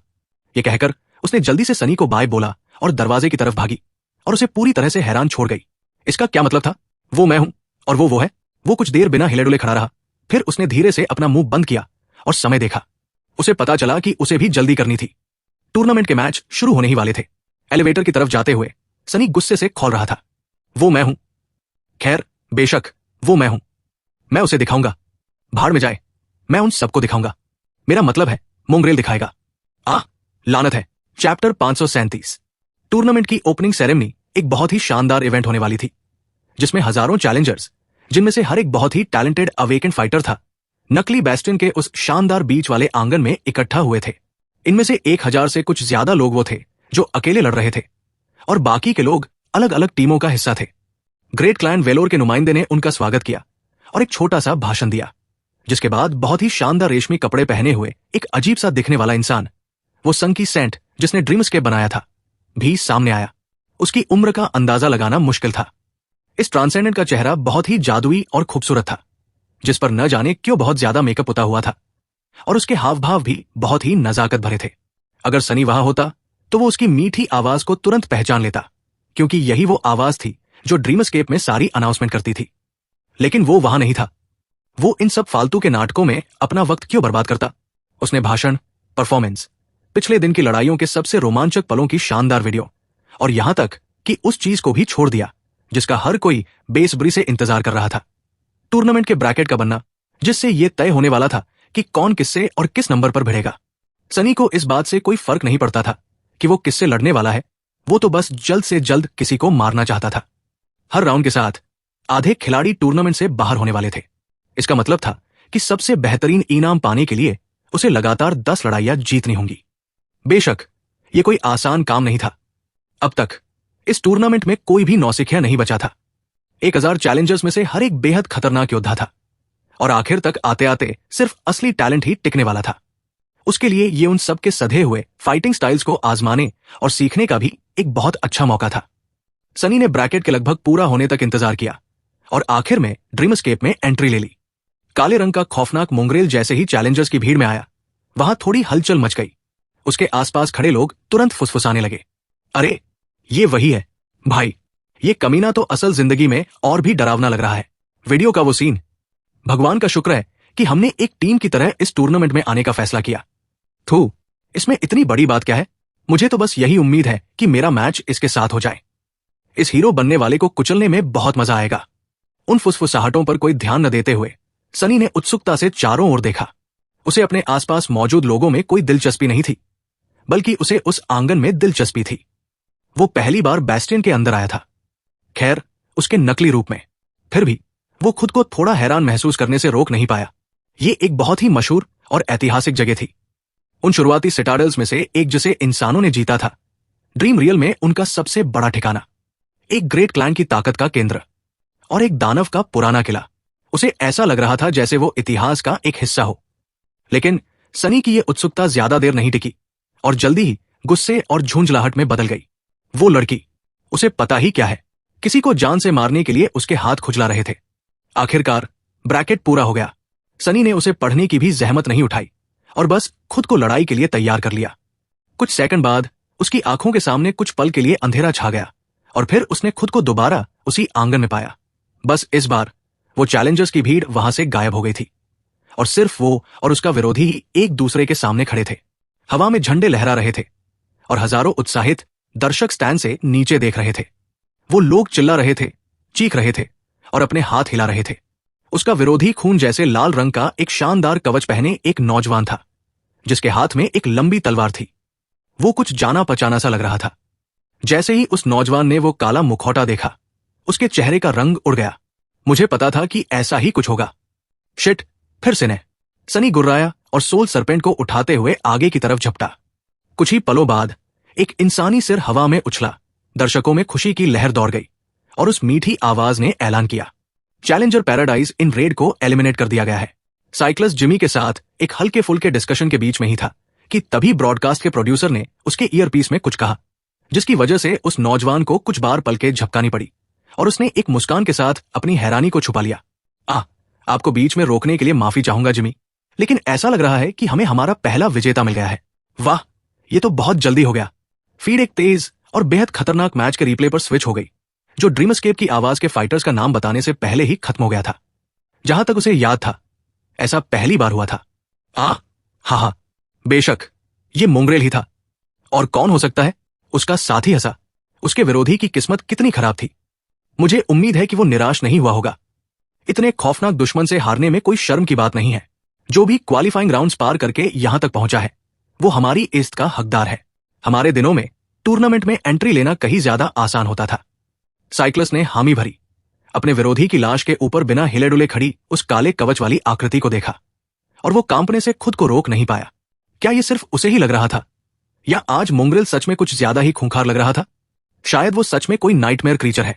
उस पहली अप्रत्याशित जीत के बाद कई और गर्मागर्म लड़ाइयां दिखाई गई। साइक्लिस्ट और जिमी उन पर कमेंट्री करने से लेकर कमर्शियल ब्रेक लेने तक, और कभी कभी सबसे रोमांचक टीम लड़ाइयों को देखने के लिए दूसरे कमेंटेटर्स के साथ भी जुड़ते रहे। कुछ देर बाद फिर से मोंगरेल के लड़ने की बारी आ गई। इस बार प्रोड्यूसर्स ने पहले से ही फीड को उसके मैच पर स्विच कर दिया था, इस उम्मीद में कि उन्हें फिर से एक और तेज और खौफनाक मौत देखने को मिलेगी। लेकिन उन्हें निराशा ही हाथ लगी। उस मैच में और अगले 2-3 मैचों में भी वो रहस्यमयी तलवारबाज अपनी सारी धार खो चुका लग रहा था और अपने विरोधियों के साथ लंबी, धीमी और थका देने वाली लड़ाइयों में उलझ गया था, और उन लंबी और मुश्किल लड़ाइयों के बाद ही उन्हें हरा पा रहा था। साइक्लिस्ट, जो मोंगरेल का फैन तो था लेकिन कोई अंधभक्त नहीं था, इस अचानक आए बदलाव से थोड़ा हैरान था। किस्मत से उसके पास एक एक्सपर्ट साथी मौजूद था। हे जिमी, ऐसा क्यों लग रहा है कि मोंगरेल अचानक से संघर्ष कर रहा है? कल के उसके प्रदर्शन के बाद मुझे पक्का यकीन था कि हमें फिर से सिर्फ खून खराबा ही देखने को मिलेगा। वो उम्रदराज आदमी हंसा। मुझे लगता है कि तुमने अपना होमवर्क ठीक से नहीं किया है। मोंगरेल यही तो करता है और यही बात उसे इतना खतरनाक बनाती है। हाँ, ऐसा लग सकता है कि वो संघर्ष कर रहा है, लेकिन असल में वो ऐसा नहीं कर रहा है, वो सीख रहा है। साइक्लिस्ट ने चैट की तरफ देखा और फिर हंसा। नहीं, मुझे पूरा यकीन है कि जिमी का मतलब मार खाने के तरीके सीखने से नहीं था। लेकिन आपका असल में क्या मतलब था जिमी? वो बैठा हुआ एक्सपर्ट मुस्कुराया। मोंगरेल को एक जीनियस फाइटर इसलिए नहीं माना जाता क्योंकि वो ताकतवर और कुशल है, ऐसे तो बहुत से लोग हैं जो लड़ते हैं, बल्कि इसलिए माना जाता है क्योंकि उसके पास अपने दुश्मन की फाइटिंग स्टाइल को समझने और उसकी हूबहू नकल करने की एक गजब की ताकत है। तो तुम जो देख रहे हो वो उसकी हार नहीं है, बल्कि ये दुश्मन के हमलों को झेलते हुए उनकी तकनीक को समझने की उसकी कोशिश है। ये सच में कमाल की बात है और थोड़ी डरावनी भी। साइक्लस ने फीड को ध्यान से देखा और आखिरकार उसने गौर किया कि सच में मोंगरेल का स्टाइल हर मैच के साथ बदल रहा था और वो एकदम उसके विरोधियों के स्टाइल से मेल खा रहा था। उसका अजीब हथियार भी विरोधियों के हथियार जैसा रूप ले रहा था। कितना कूल है। वो एक बड़ी और खुशमिजाज मुस्कान के साथ कैमरे की तरफ मुड़ा। तो लीजिए दोस्तों, मोंगरेल को अभी हल्के में मत लीजिए। कौन जानता है, शायद वो अभी हम सबको चौंका दे। जल्द ही आज के लिए सनी के आखिरी मैच का समय आ गया था। एक बार फिर वो उसी आंगन में नजर आया और उसने अपने विरोधी की तरफ देखा। वो ये जानने के लिए बहुत उत्सुक था कि वो कौन सा स्टाइल इस्तेमाल करने वाला है, लेकिन जब उसने दुश्मन को देखा तो उसके चेहरे पर एक खतरनाक सी मुस्कान आ गई। क्या बढ़िया सरप्राइज है। तो हम फिर से मिल गए, या यूं कहूं कि पहली बार। कल हमें एक दूसरे को ठीक से जानने का मौका ही नहीं मिला था। कमीने, उसके सामने एक लंबा और चौड़े कंधों वाला नौजवान खड़ा था, जिसका शरीर बेहद गठिला और मस्कुलर था। वो किसी पुराने देवता की जिंदा हुई मूर्ति की तरह बहुत ही ताकतवर और कॉन्फिडेंट लग रहा था। ये वही मनहूस आर्चर था जिसने बैटल रॉयल के दौरान पूरे एरिना के पार से उसे लगभग निशाना बना ही लिया था। महाराणा क्लैन कडार, है ना? बहुत खूब। मुझे अपना परिचय देने दो। चैप्टर 538। ये 5वां और आखिरी मैच था जो सनी को आज लड़ना था। उसके पिछले 3 विरोधी बहुत ही अलग और दिलचस्प स्टाइल्स इस्तेमाल करते थे, इसलिए उसने आराम से उनसे सीखने की कोशिश की थी। वो 2 बार कामयाब हुआ था और 1 बार नाकाम। पहले विरोधी का नाम स्ट्रॉ हैट था और वो एक घुमावदार तलवार का इस्तेमाल करता था। उसकी तकनीक पूरी तरह से बेतहाशा तेजी और लचीलेपन पर टिकी थी। यहां तक कि सनी, जिसने अपने शरीर को जितना हो सके उतना लचीला बनाने की ट्रेनिंग ली थी, वो भी इस अनप्रेडिक्टेबल विरोधी का सामना करने में संघर्ष कर रहा था। दूसरे विरोधी का नाम द अदर फूल थोड़ा जाना पहचाना था, लेकिन वो जो स्टाइल इस्तेमाल कर रहा था वो नया था। सनी ने उस फाइटर के एसेंस खर्च करने के अजीब पैटर्न को समझने में बहुत वक्त लगाया और इस दौरान वो उसकी शानदार कुल्हाड़ी के अनप्रेडिक्टेबल हमलों से भी बचता रहा। आखिर में उसने इस लड़ाई से बहुत कुछ सीखा, लेकिन वो तीसरा विरोधी था जिसने सच में उसकी परीक्षा ली थी। ब्लू वैश नाम का ये अवेकेंड एक पतली रेपियर तलवार चलाता था और देखने में बहुत ही साधारण सी लगने वाली फाइटिंग स्टाइल का इस्तेमाल करता था। जो बात उसे बाकी सबसे अलग बनाती थी वो ये थी कि उसका हर एक मूव पूरी तरह से परफेक्ट था और सनी की हर छोटी से छोटी गलती पर उसे तुरंत सजा मिल रही थी। ऐसा लग रहा था मानो उस आदमी के पास अपने दुश्मन की तकनीक में छोटी सी भी खामी देख लेने की कोई सुपरनेचुरल ताकत हो और वो तुरंत उसका फायदा उठा लेता था। सनी ने ब्लू वैश के स्टाइल की गहराई को समझने की कितनी भी कोशिश क्यों न की हो, वो उसे पकड़ नहीं पाया। अंत में उसे जिंदा बचने के लिए उस चालाक तलवारबाज को अपनी ताकत से दबाकर मारना ही पड़ा। लेकिन उस नाकामी के बावजूद उसने इस लड़ाई से और भी ज्यादा सीखा। खैर जो भी हो, इतने टैलेंटेड फाइटर्स के साथ कई लड़ाइयां लड़ने के बाद सनी को लगने लगा था कि शैरो डांस पर उसकी पकड़, जो कुछ समय से रुक सी गई थी, वो आखिरकार फिर से आगे बढ़ रही थी। वो धीरे धीरे एक नई ऊंचाई के करीब पहुंच रहा था। इसीलिए वो महाराणा क्लैन केडार को देखकर इतना खुश था। कुछ लोगों के लिए एक लेगेसी का सामना करना बुरी किस्मत हो सकती थी, लेकिन सनी के लिए लेगेसीज किसी गिफ्ट बॉक्स की तरह थे। उनके अंदर हर तरह की अच्छी चीजें छुपी होती थी जो वो ले सकता था। बस दिक्कत यह थी कि कोवेटस कॉफर की तरह ये वाला बॉक्स खास तौर पर उसके लालची हाथ को चबा सकता था। वो नौजवान लेगेसी फाइटर अब किसी धनुष का इस्तेमाल नहीं कर रहा था, जाहिर सी बात है, जो कि कोई हैरानी की बात भी नहीं थी। लेगेसीज को बहुत सारे हथियार चलाने की ट्रेनिंग दी जाती थी और इस तरह की लड़ाई तीर चलाने की जगह नहीं थी। इसके बजाय उसने एक बहुत ही खतरनाक भारी गदा पकड़ा हुआ था जिसका गोल सिरा नुकीले कांटों से भरा था। वैसे भी जो बात इस इंसान को इतना खतरनाक बनाती थी वो उसका धनुष नहीं था, ये उसकी वो अजीब ताकत थी जिससे वो अपने दुश्मन पर निशाना साध लेता था और किसी तरह उनकी हर हरकत को महसूस कर लेता था। या फिर जो भी वो ताकत थी जिसने उसे इतनी दूरी से भी सनी पर इतनी सटीकता से तीरों की बारिश करने दी थी। जहां सनी ताकतवर डार को घूर रहा था, वहीं वो वापस मोंगरेल को देख रहा था। उस लेगेसी फाइटर की नजरें अंडरवर्ल्ड के चोगे पर पड़ी, जिससे न जाने क्यों सनी काम गया और फिर वो नजरें वीवर के मुखौटे तक जा पहुंची। अचानक उस मस्कुलर नौजवान ने त्योरिया चढ़ाई। अजीब बात है, एक असेंडेड कवच और एक एको, वो भी हथियार के तौर पर। भले ही ये सिर्फ डोमेंट है, तुमने खुद के लिए बहुत अच्छा किया है, लेकिन वो मुखौटा, वो तुम्हें कहां से मिला? सनी के होंठ का कोना फड़का। बातूनी दुश्मन वो सबसे बुरे होते हैं, खास तौर पर वो जिनकी नजर इतनी तेज हो। एक लाश से निकाला था। वो रुका और फिर एकदम ठंडे और शांत लहजे में बोला, क्या हम शुरू करें, या तुम्हें एरिना के दूसरी तरफ भागने, छिपने और अपना धनुष मंगाने के लिए वक्त चाहिए? सनी जानबूझकर उस नौजवान को उकसाने की कोशिश कर रहा था, इस उम्मीद में कि वो इन सवालों को भूल जाए। किस्मत से उसकी चाल काम कर गई। महाराणा क्लैन का डार मुस्कुराया। नहीं, कोई जरूरत नहीं है। कौन जाने, शायद एक दिन मैं भी इसे तुम्हारी लाश से निकाल लूं। इसके साथ उसने अपना भारी हथियार उठाया और अचानक इतनी तेजी से आगे की तरफ झपटा जो उसके जितने बड़े आकार वाले किसी इंसान में नहीं होनी चाहिए थी। वो कांटेदार गदा हवा को चीरती हुई आई और अगले ही पल पूरे एरिना में लोहे के टकराने की तेज आवाज गूंज उठी। ताकतवर टक्कर के जोर से सनी पीछे की तरफ उछल गया। उसका बचाव काम कर गया और सोल सरपेंट भी टिक गया, लेकिन वो अंडरवर्ल्ड के चोगे का वजन सही से एडजस्ट नहीं कर पाया, इसलिए उसका शरीर पीछे धकेल दिया गया। ये इतना ताकतवर कैसे है? मेरे पास 3 सोल कोर है, लानत है। डार को कोई फर्क नहीं पड़ता था।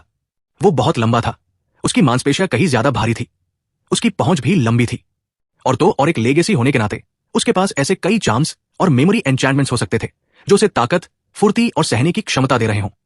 यह लड़ाई आसान नहीं होने वाली थी। इससे पहले कि सनी ठीक से जमीन पर पैर रख पाता, गदा फिर से उसके सिर की तरफ उड़ती हुई आ रही थी।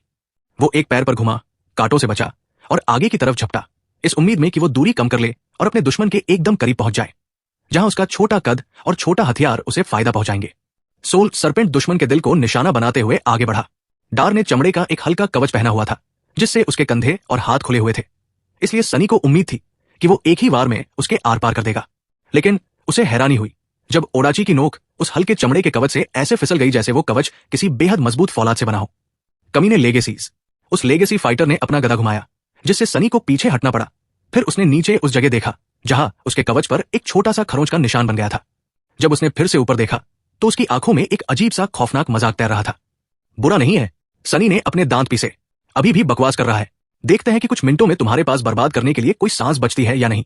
वो दोनों फिर से भिड़ गए और उन्होंने एक दूसरे पर दर्जनों वार किए। दोनों ही ताकतवर, फुर्तीले और कुशल थे। कोई भी दूसरे पर आसानी से हावी नहीं हो पा रहा था। यह दूसरी बार था जब सनी को किसी लेगेसी से लड़ना पड़ रहा था। तीसरी बार अगर वो नेफिस को भी गिने तो, और दोनों में फर्क एकदम साफ था। उसके पिछले विरोधी टैलेंटेड और अनुभवी थे, लेकिन उनमें से कोई भी डार की बराबरी नहीं कर सकता था। ये नौजवान किसी भी युद्ध के मैदान में राज करने के लिए बनाई गई एक जानलेवा जंग की मशीन था, जिसे उस दिन से ही युद्ध के हथियार चलाने और अपने दुश्मनों को तबाह करने की ट्रेनिंग दी गई थी जब उसने अपना पहला कदम रखा था। हालांकि वो कास्टर के सामने कुछ भी नहीं था, लेकिन कास्टर को कभी अवेकन बनने का मौका ही नहीं मिला था। एक बार जब कोई लेगेसी सोल एसेंस के बहाव को कंट्रोल करना सीख जाता था तो उसकी ताकत कई गुना बढ़ जाती थी, और फिलहाल सनी उसी चीज का सामना कर रहा था। बरसों की कड़ी प्रैक्टिस और बेहतरीन स्किल से एक जानलेवा हथियार में ढाली गई कच्ची ताकत का, और फिर भी उसे कोई डर नहीं था। डार ताकतवर, कुशल और अनुभवी था, लेकिन उसमें उस चीज की कमी थी जो सनी जैसे लोगों के पास थी। डर और कड़वी हार की याद, मौत का असली मतलब जानना और हर हाल में डटे रहने का एक खूंखार जज्बा। सनी को इस बात पर कोई शक नहीं था कि लेगेसी ने नाइटमेयर क्रीचर से लड़ते हुए ड्रीम रियल में बहुत वक्त बिताया होगा, लेकिन उसे इस बात पर जरूर शक था कि क्या डार ने कभी खुद को पूरी तरह से लाचार महसूस किया है, जहां उसे जिंदा बचने के लिए मौत के मुंह से बाहर आना पड़ा हो। उसका तजुर्बा अपने से कमजोरों से लड़ने का था, न कि अपने से ताकतवर से लड़ने का। मास्टर जेड के शब्दों में वो कोई हत्यारा नहीं था, लेकिन सनी था, और इसीलिए लेगेसी पहले ही ये लड़ाई हार चुका था, भले ही उसे अभी तक ये पता न हो। वो सिर्फ इसलिए जिंदा था क्योंकि उसका दुश्मन उसके खतरनाक फाइटिंग स्टाइल्स को सीखने में दिलचस्पी ले रहा था, और डार के उस आक्रामक और हावी होने वाले फाइटिंग स्टाइल में सीखने के लिए बहुत कुछ था। लेगेसीज का सच में कोई मुकाबला नहीं था। ये कोई ऐसी चीज नहीं थी जिसे सनी पलक झपकते ही सीख लेता। उसे वक्त चाहिए था, और इसीलिए उनकी वो खौफनाक लड़ाई एक धीमी लेकिन बेहद थका देने वाली लंबी जंग में बदल गई थी। 1 मिनट बीता, फिर दूसरा, फिर तीसरा। वो दोनों फाइटर्स अभी भी एक दूसरे से बुरी तरह उलझे हुए थे। दर्शक अपनी सांसें थामे बैठे थे और इस शानदार नजारे को देख रहे थे। इस मैच के लाइव ब्रॉडकास्ट पर दर्शकों की गिनती लगातार बढ़ती जा रही थी। कमीना, ये ऐसे कैसे कर रहा है? कैसे? सनी डार की स्टाइल की गहराई को समझने की कोशिश कर रहा था, लेकिन बार बार उसकी असलियत को पकड़ने में नाकाम हो रहा था। जब तक कि वो ऐसा नहीं कर पाया, अच्छा तो ऐसे होता है, ये तो बहुत ही साफ था। उस वक्त तक वो दोनों ही थक चुके थे और घायल थे, और उनके एसेंस का भंडार भी लगभग खत्म हो रहा था। सनी के पास बेशक कहीं ज्यादा एसेंस बचा था, भले ही अपनी शारीरिक ताकत को लगातार बढ़ाने और चोगे के फेदर ऑफ ट्रुथ एन्चैंटमेंट का इस्तेमाल करने में उसका शैडो एसेंस तेजी से खत्म हो रहा था। फिर भी उसके पास 3 गुना ज्यादा ताकत थी।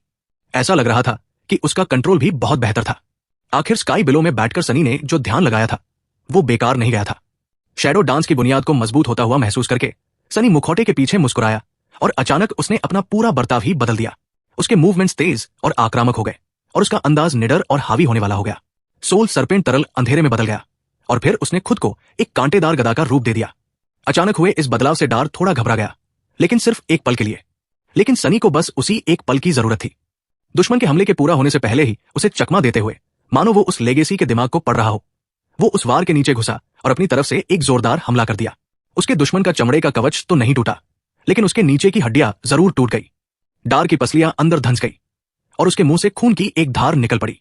अगले ही सेकंड एक और वार सीधे उसके जबड़े पर लगा, जिससे उस नौजवान का चेहरा खून से लथपथ हो गया। वो अपने घुटनों के बल गिर पड़ा और उसने अपना एक हाथ उठाया। वो उस आखिरी जानलेवा वार को रोकने की पूरी कोशिश कर रहा था, लेकिन काले कवच वाले उस दानव को कोई दया नहीं आती थी। बिना किसी भाव के अपना गदा उठाते हुए उसने बहुत ही बेदर्दी से उसे नीचे दे मारा। पूरी भीड़ के मुंह से एक साथ चीख निकल पड़ी। उसके बाद छाई खामोशी में एक मीठी आवाज ने ऐलान किया, महाराणा क्लैन के डार को एलिमिनेट कर दिया गया है। चैप्टर 539। सनी पॉड से बाहर निकला और उसने अंगड़ाई ली। उसे इस बात का अफसोस हो रहा था कि ड्रीम एस्केप कैप्सूल्स उन स्लीपिंग पॉड्स जितने एडवांस नहीं थे जिनका इस्तेमाल असली ड्रीम रियल में जाने के लिए किया जाता था। अपनी उस शानदार लोहे की कब्र की वजह से वो लगभग भूल ही गया था कि इन डिब्बों के अंदर ज्यादा वक्त बिताने पर शरीर में कैसा जंग लगा हुआ सा महसूस होता है। भले ही लड़ाइयां बहुत ज्यादा देर तक नहीं चली थी, लेकिन पूरा एक दिन गुजर चुका था। सनी थोड़ा थका हुआ था, लेकिन आराम करने के बजाय उसने सोल सरपेंट को एक हथियार का रूप लेने का आदेश दिया और डोजों के बीचों बीच चला गया। आज उसने जो भी फाइटिंग स्टाइल सीखे थे उन्हें पक्का करने के लिए वो बहुत बेताब था। सनी ने अलग अलग काटा करने शुरू किए। पहले वो हर एक मूव बहुत धीरे धीरे कर रहा था और फिर उसने अपनी स्पीड बढ़ानी शुरू कर दी, तेज और तेज और भी तेज। जल्द ही वो इतनी गजब की तेजी से मूव कर रहा था कि उसका पतला और लचीला शरीर लगभग अपने पीछे परछाइयां छोड़ रहा था। उसकी पीली त्वचा के नीचे पतली मांसपेशियां तन रही थी, जो जल्द ही पसीने से चमकने लगी। सनी बहुत ही आराम से एक स्टाइल से दूसरे स्टाइल में बदल रहा था। उसके मूवमेंट्स एक ही समय पर सधे हुए और बहते हुए, तेज और कोमल, साफ और अनप्रेडिक्टेबल थे। सोल सरपेंट भी एक रूप से दूसरे रूप में बह रहा था। वो बिल्कुल उसे चलाने वाले की तरह ही खतरनाक और बिना किसी एक रूप का था। ऐसा लग रहा था मानो सनी कोई अजीब सा, खूबसूरत लेकिन बहुत ही खौफनाक और पेचीदा डांस कर रहा हो।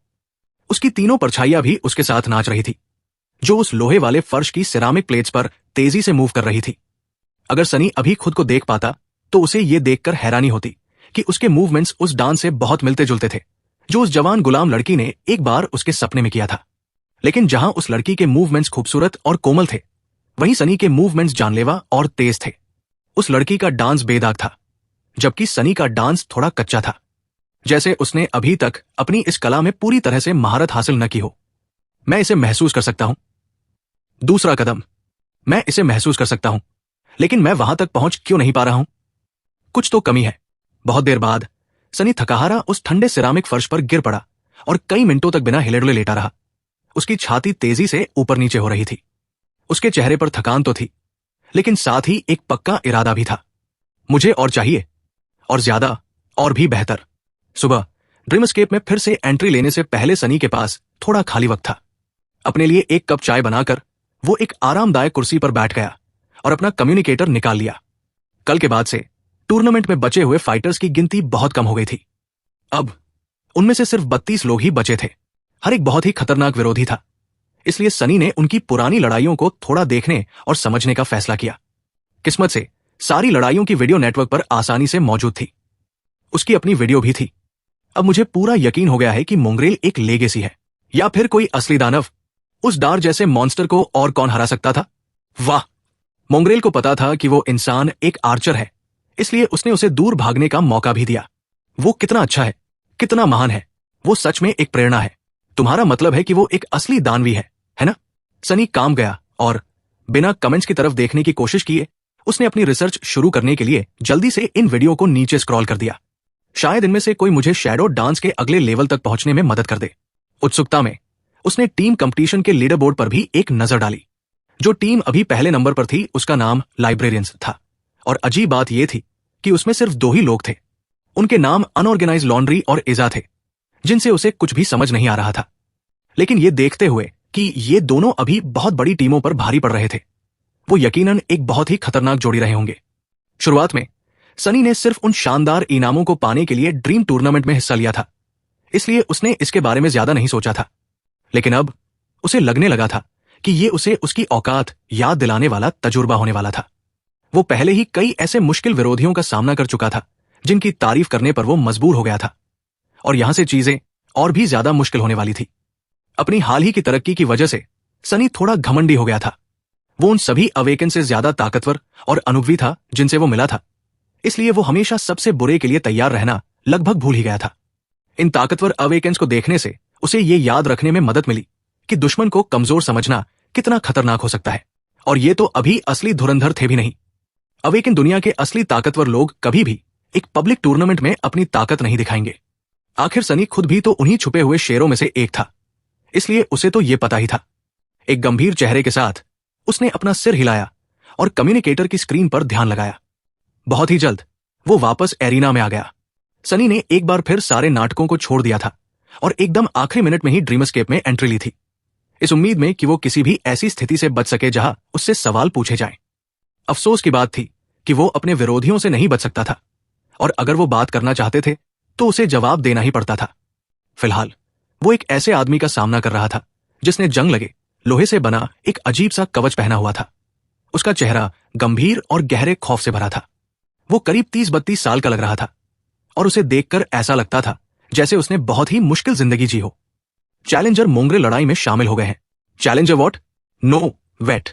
लड़ाई में शामिल हो गए हैं। मुखौटे के पीछे छिपे हुए सनी ने अपनी भौहें उठाई। ये कैसा नाम है? रुको, ये कुछ जाना पहचाना सा क्यों लग रहा है? जब वो ये याद करने की कोशिश कर रहा था कि उसने ये अजीब सा नाम कहां सुना है, तभी उस आदमी ने एक ढाल और एक तलवार हाथ में ले ली। सनी की तरफ गुस्से से देखा और पूछा, तुम ही वो नए लड़के हो जिसके बारे में हर कोई बात कर रहा है? सनी ने एक लंबी सांस ली। वो जानता था कि अब आगे क्या होने वाला है। नहीं, उसके विरोधी ने त्योरियां चढ़ाई। तुम झूठ क्यों बोल रहे हो? सनी ने अपनी आंखें घुमाई। वो इन सब बातों से पक चुका था, लेकिन वो उस उम्रदराज आदमी पर बिना सोचे समझे हमला नहीं करना चाहता था। उसका विरोधी यहां तक पहुंचने के लिए काफी ताकतवर होना चाहिए। मैं झूठ नहीं बोल रहा हूं। वो आदमी हंसा। एक झूठा इंसान तो यही कहेगा। क्या तुम्हें लगता है कि मैं कोई बेवकूफ हूं? भगवान, क्या तुम बस हमला कर सकते हो? उसने एक कदम आगे बढ़ाया और कहा। हां। वो उम्रदराज आदमी कुछ पलों तक उसे घूरता रहा। उसका चेहरा गुस्से और उलझन से भरा था। कुछ देर बाद वो फुफकारा, बच्चे, लगता है तुम्हारी मौत आई है। चैप्टर 540। उस अजीब से आदमी की तकनीक बहुत शानदार थी, लेकिन ऐसा लग रहा था मानो गुस्से ने उसकी सोचने समझने की ताकत छीन ली हो। सनी ने कई मिनटों तक उसके हमलों को चकमा देने और रोकने में बिताए, और इस दौरान वो उस दुश्मन और उसकी परछाई दोनों पर बारीकी से नजर रखे हुए था। उसे दुश्मन के स्टाइल की गहराई को समझने में ज्यादा वक्त नहीं लगा। हां, अब मैं समझ गया। ड्रीम एस्केप में 900 से भी ज्यादा मैच लड़ने के बाद अलग अलग फाइटिंग स्टाइल्स को समझने की उसकी ताकत काफी बेहतर हो गई थी, और ये इंसान कुछ भी ऐसा इस्तेमाल नहीं कर रहा था जो उसने पहले कभी न देखा हो। उसकी तकनीक सधी हुई थी, लेकिन उसमें कुछ नयापन नहीं था। ऐसा नहीं था कि इसमें कुछ गलत था, बस ये बहुत ज्यादा सीधी और बिना किसी लचीलेपन के थी। ये यहां तक पहुंचा भी कैसे? चूंकि सनी के लिए सीखने लायक और कुछ नहीं बचा था, इसलिए उसने बचाव छोड़कर हमला करना शुरू कर दिया और एक तेज वार करके विरोधी के कंधे पर एक हल्का सा घाव कर दिया। खून की कुछ बूंदें अंडरवर्ल्ड के चोगे पर आ गिरी, और अगले ही पल सनी को पता चल गया कि वो आदमी टूर्नामेंट में इतनी ऊपर कैसे पहुंच पाया था। अचानक वो खून एक खतरनाक लाल रोशनी के साथ चमका और फट गया, जिससे सनी पीछे की तरफ उछल गया और सोल सरपेंट उसके हाथ से छूट गई। उसी वक्त उसके दुश्मन का घाव एक हल्की लाल रोशनी के साथ चमकने लगा, और अगले ही सेकंड उसके मूवमेंट्स कहीं ज्यादा तेज हो गए और उसके वार में भी ज्यादा ताकत आ गई। ये क्या बकवास है? सनी बाल एक बेहद खतरनाक हमले से बचा, लुढ़क कर दूर गया और ओडाची की मूठ पकड़ ली। वो एकदम सही समय पर एक और वार रोकने में कामयाब रहा और फिर से कुछ कदम पीछे धकेल दिया गया। ये अचानक से इतना ताकतवर कैसे हो गया? वो उस जंग लगे कवच वाले आदमी के सामने टिकने की पूरी कोशिश कर रहा था, जो न जाने कैसे अचानक से बहुत ही ज्यादा खतरनाक और भारी पड़ने लगा था। इसी बीच खून की एक और बूंद उस पर आ गिरी। शिट! चोगे ने एक और धमाका झेला। उसकी सतह पर कोई दरार नहीं पड़ी, लेकिन सनी बता सकता था कि वो कवच कमजोर हो रहा था। वापस अपने पैरों पर खड़े होकर उसने अपने दांत पीसे और लड़ना जारी रखा। जल्द ही उसका शक यकीन में बदल गया। उस दुश्मन के पास खून से जुड़ा कोई आस्पेक्ट था। उसकी पहली ताकत उसे खून में आग लगाने देती थी, और दूसरी ताकत से वो जितना खून बहाता था, उसकी शारीरिक ताकत और स्पीड उतनी ही बढ़ जाती थी। तो हर बार जब सनी कोई सही वार कर पाता, वो आदमी और भी ज्यादा खौफनाक हो जाता, जबकि खुद सनी को या तो खून की बूंदों से बचना पड़ता था या फिर किसी तरह एक और धमाका झेलना पड़ता था। लेकिन उसे कोई डर नहीं था। अब तक सनी ये समझ चुका था कि इस टूर्नामेंट में 4 तरह के चैलेंजर्स अच्छा प्रदर्शन कर रहे थे। पहले वो थे जो अपनी स्किल पर भरोसा करते थे, दूसरे वो जो किसी ताकतवर एस्पेक्ट के भरोसे थे, और तीसरे वो जिनके पास बेहतरीन मेमोरीज थी। जहां आखिर के दोनों से निपटना थोड़ा मुश्किल था, वहीं सिर्फ पहले वाले ही सच में खतरनाक होते थे। बेशक चौथे तरह के लोग सबसे ज्यादा जानलेवा थे। ये वो फाइटर्स थे जिनके पास शानदार स्किल और ताकतवर एस्पेक्ट्स होने के साथ साथ खतरनाक मेमोरीज का भी जखीरा मौजूद था। किस्मत से ऐसे लोग ज्यादा नहीं थे। ये इंसान साफ तौर पर दूसरी तरह का विरोधी था, जो अपने अजीब से एस्पेक्ट पर बहुत ज्यादा निर्भर था। उसे हराने के लिए सनी को बस उसका कोई तोड़ ढूंढना था, और इस मामले में वो तोड़ एकदम साफ था। चूंकि हर घाव उसके दुश्मन को ताकतवर बना रहा था, इसलिए उसे बस उस कमीने को एक ही वार में खत्म करना था। और चूंकि उस जंग लगे कवच वाले योद्धा ने कभी अपनी तकनीक को सच में निखारने पर ध्यान नहीं दिया था, इसलिए ऐसा करना कोई बहुत मुश्किल काम नहीं था। एक और धमाके के बाद सनी ने अंडरवर्ल्ड के चोगे का वजन बढ़ाया और उस झटके को झेला। फिर उसे किसी पंख की तरह हल्का कर दिया और आगे की तरफ झपटा। वो दुश्मन के स्टाइल की गहराई को पहले ही समझ चुका था, इसलिए उसके अगले मूव का अंदाजा लगाना मुश्किल नहीं था। सच तो यह था कि सनी ने उस आदमी को फंसाकर उससे वही करवाया था जो वो चाहता था। जैसे ही उसके विरोधी ने एक खतरनाक वार को रोकने के लिए अपनी तलवार उठाई, सनी ने अपना वजन शिफ्ट किया और अचानक अपने हमले की दिशा बदल दी और अपनी तलवार को आगे धकेलते हुए एक तरफ हो गया। सोल सरपेंट दुश्मन की तलवार से रगड़ खाकर उस जंग लगे हेलमेट की दरार में आसानी से घुस गई। तुरंत ही सनी ने परछाई को गायब कर दिया और जितनी दूर हो सके पीछे की तरफ कूद गया। वो एकदम सही वक्त पर बच निकला था। उस जंग लगे कवच वाले आदमी का शरीर कांपा और फिर एक बहुत ही भयानक धमाके के साथ फट गया, जिससे पूरा आंगन हिल उठा। अगर सनी जरा सा भी धीमा होता तो वो भी उस धमाके में राख बन गया होता और उसका दुश्मन मरने के बाद भी उससे अपना बदला ले चुका होता। खैर, इस मामले में टूर्नामेंट से बाहर होने के बाद ये कैसा अजीब सा एस्पेक्ट है। बाप रे, मुझे लगता है कि इसीलिए अवेकेंस इतने खतरनाक होते हैं। तुम कभी नहीं जान सकते कि वो किस तरह की अजीब ओगरीब हरकतें कर सकते हैं। जैसे ही भीड़ तालियों की गड़गड़ाहट से गूंज उठी, ड्रीमस्केप की आवाज ने ऐलान किया, चैलेंजर वॉट नो वेट को एलिमिनेट कर दिया गया है। लेकिन सनी ने इस पर कोई ध्यान नहीं दिया, क्योंकि लगभग उसी वक्त स्पेल ने उसके कान में फुसफुसाया, आपको एक मेमोरी मिली है।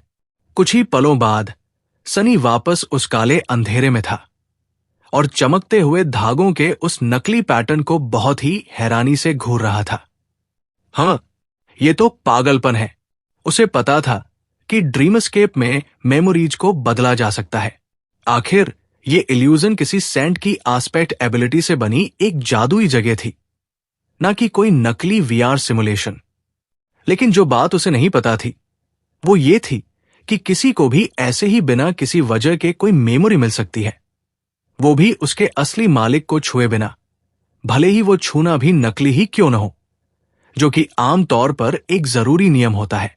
लेकिन अगर इनाम बांटने वाला वो सेंट खुद इसके लिए जिम्मेदार था तो ये बात कुछ हद तक समझ में आती थी। और सबसे जरूरी बात यह थी कि उसे एक मेमोरी मिली थी। उसकी आंखें चमक उठीं। सनी पहले से ही कई छोटे इनामों का हकदार था, जिनमें से ज्यादातर क्रेडिट्स या सोल शार्ड्स के रूप में थे, लेकिन वो उन्हें लेने के झमेले में नहीं पड़ने वाला था। भले ही ऐसा करने का कोई ऐसा तरीका हो जिससे कोई सुराग न मिले, सनी को ऐसे किसी तरीके के बारे में पता नहीं था। लेकिन मेमोरीज, ये तो बिल्कुल ही अलग बात थी। रून्स को मंगाते हुए उसने जल्दी से पढ़ा, मेमोरी ऑफ आइस। रुको, ये कुछ जाना पहचाना सा लग रहा है। क्या मेरे पास पहले से मेमोरी ऑफ फायर नाम का कोई चार्म नहीं है? सच में उसे जो मेमोरी मिली थी वो उससे बहुत मिलती जुलती थी। ये भी एक और बचाव करने वाला चार्म था। Memory rank ascended, memory tier I, memory type charm. Memory का विवरण, सूरज के वापस आने पर भी वो कांपते रहे और उन्हें वो न खत्म होने वाली सर्दियां याद आती रहीं। Memory enchantments, bitter cold. Enchantment का विवरण, ये चार्म इसे पहनने वाले को ठंड से बचने की थोड़ी ताकत देता है। उस काले मुखौटे के पीछे छिपे उसके चेहरे पर एक बहुत बड़ी मुस्कान आ गई। तो इसे कहते हैं असली इनाम। अगर कहानी पसंद आई हो तो लाइक करें, चैनल को सब्सक्राइब करें और शेयर करना ना भूलें। मिलते हैं नेक्स्ट चैप्टर में।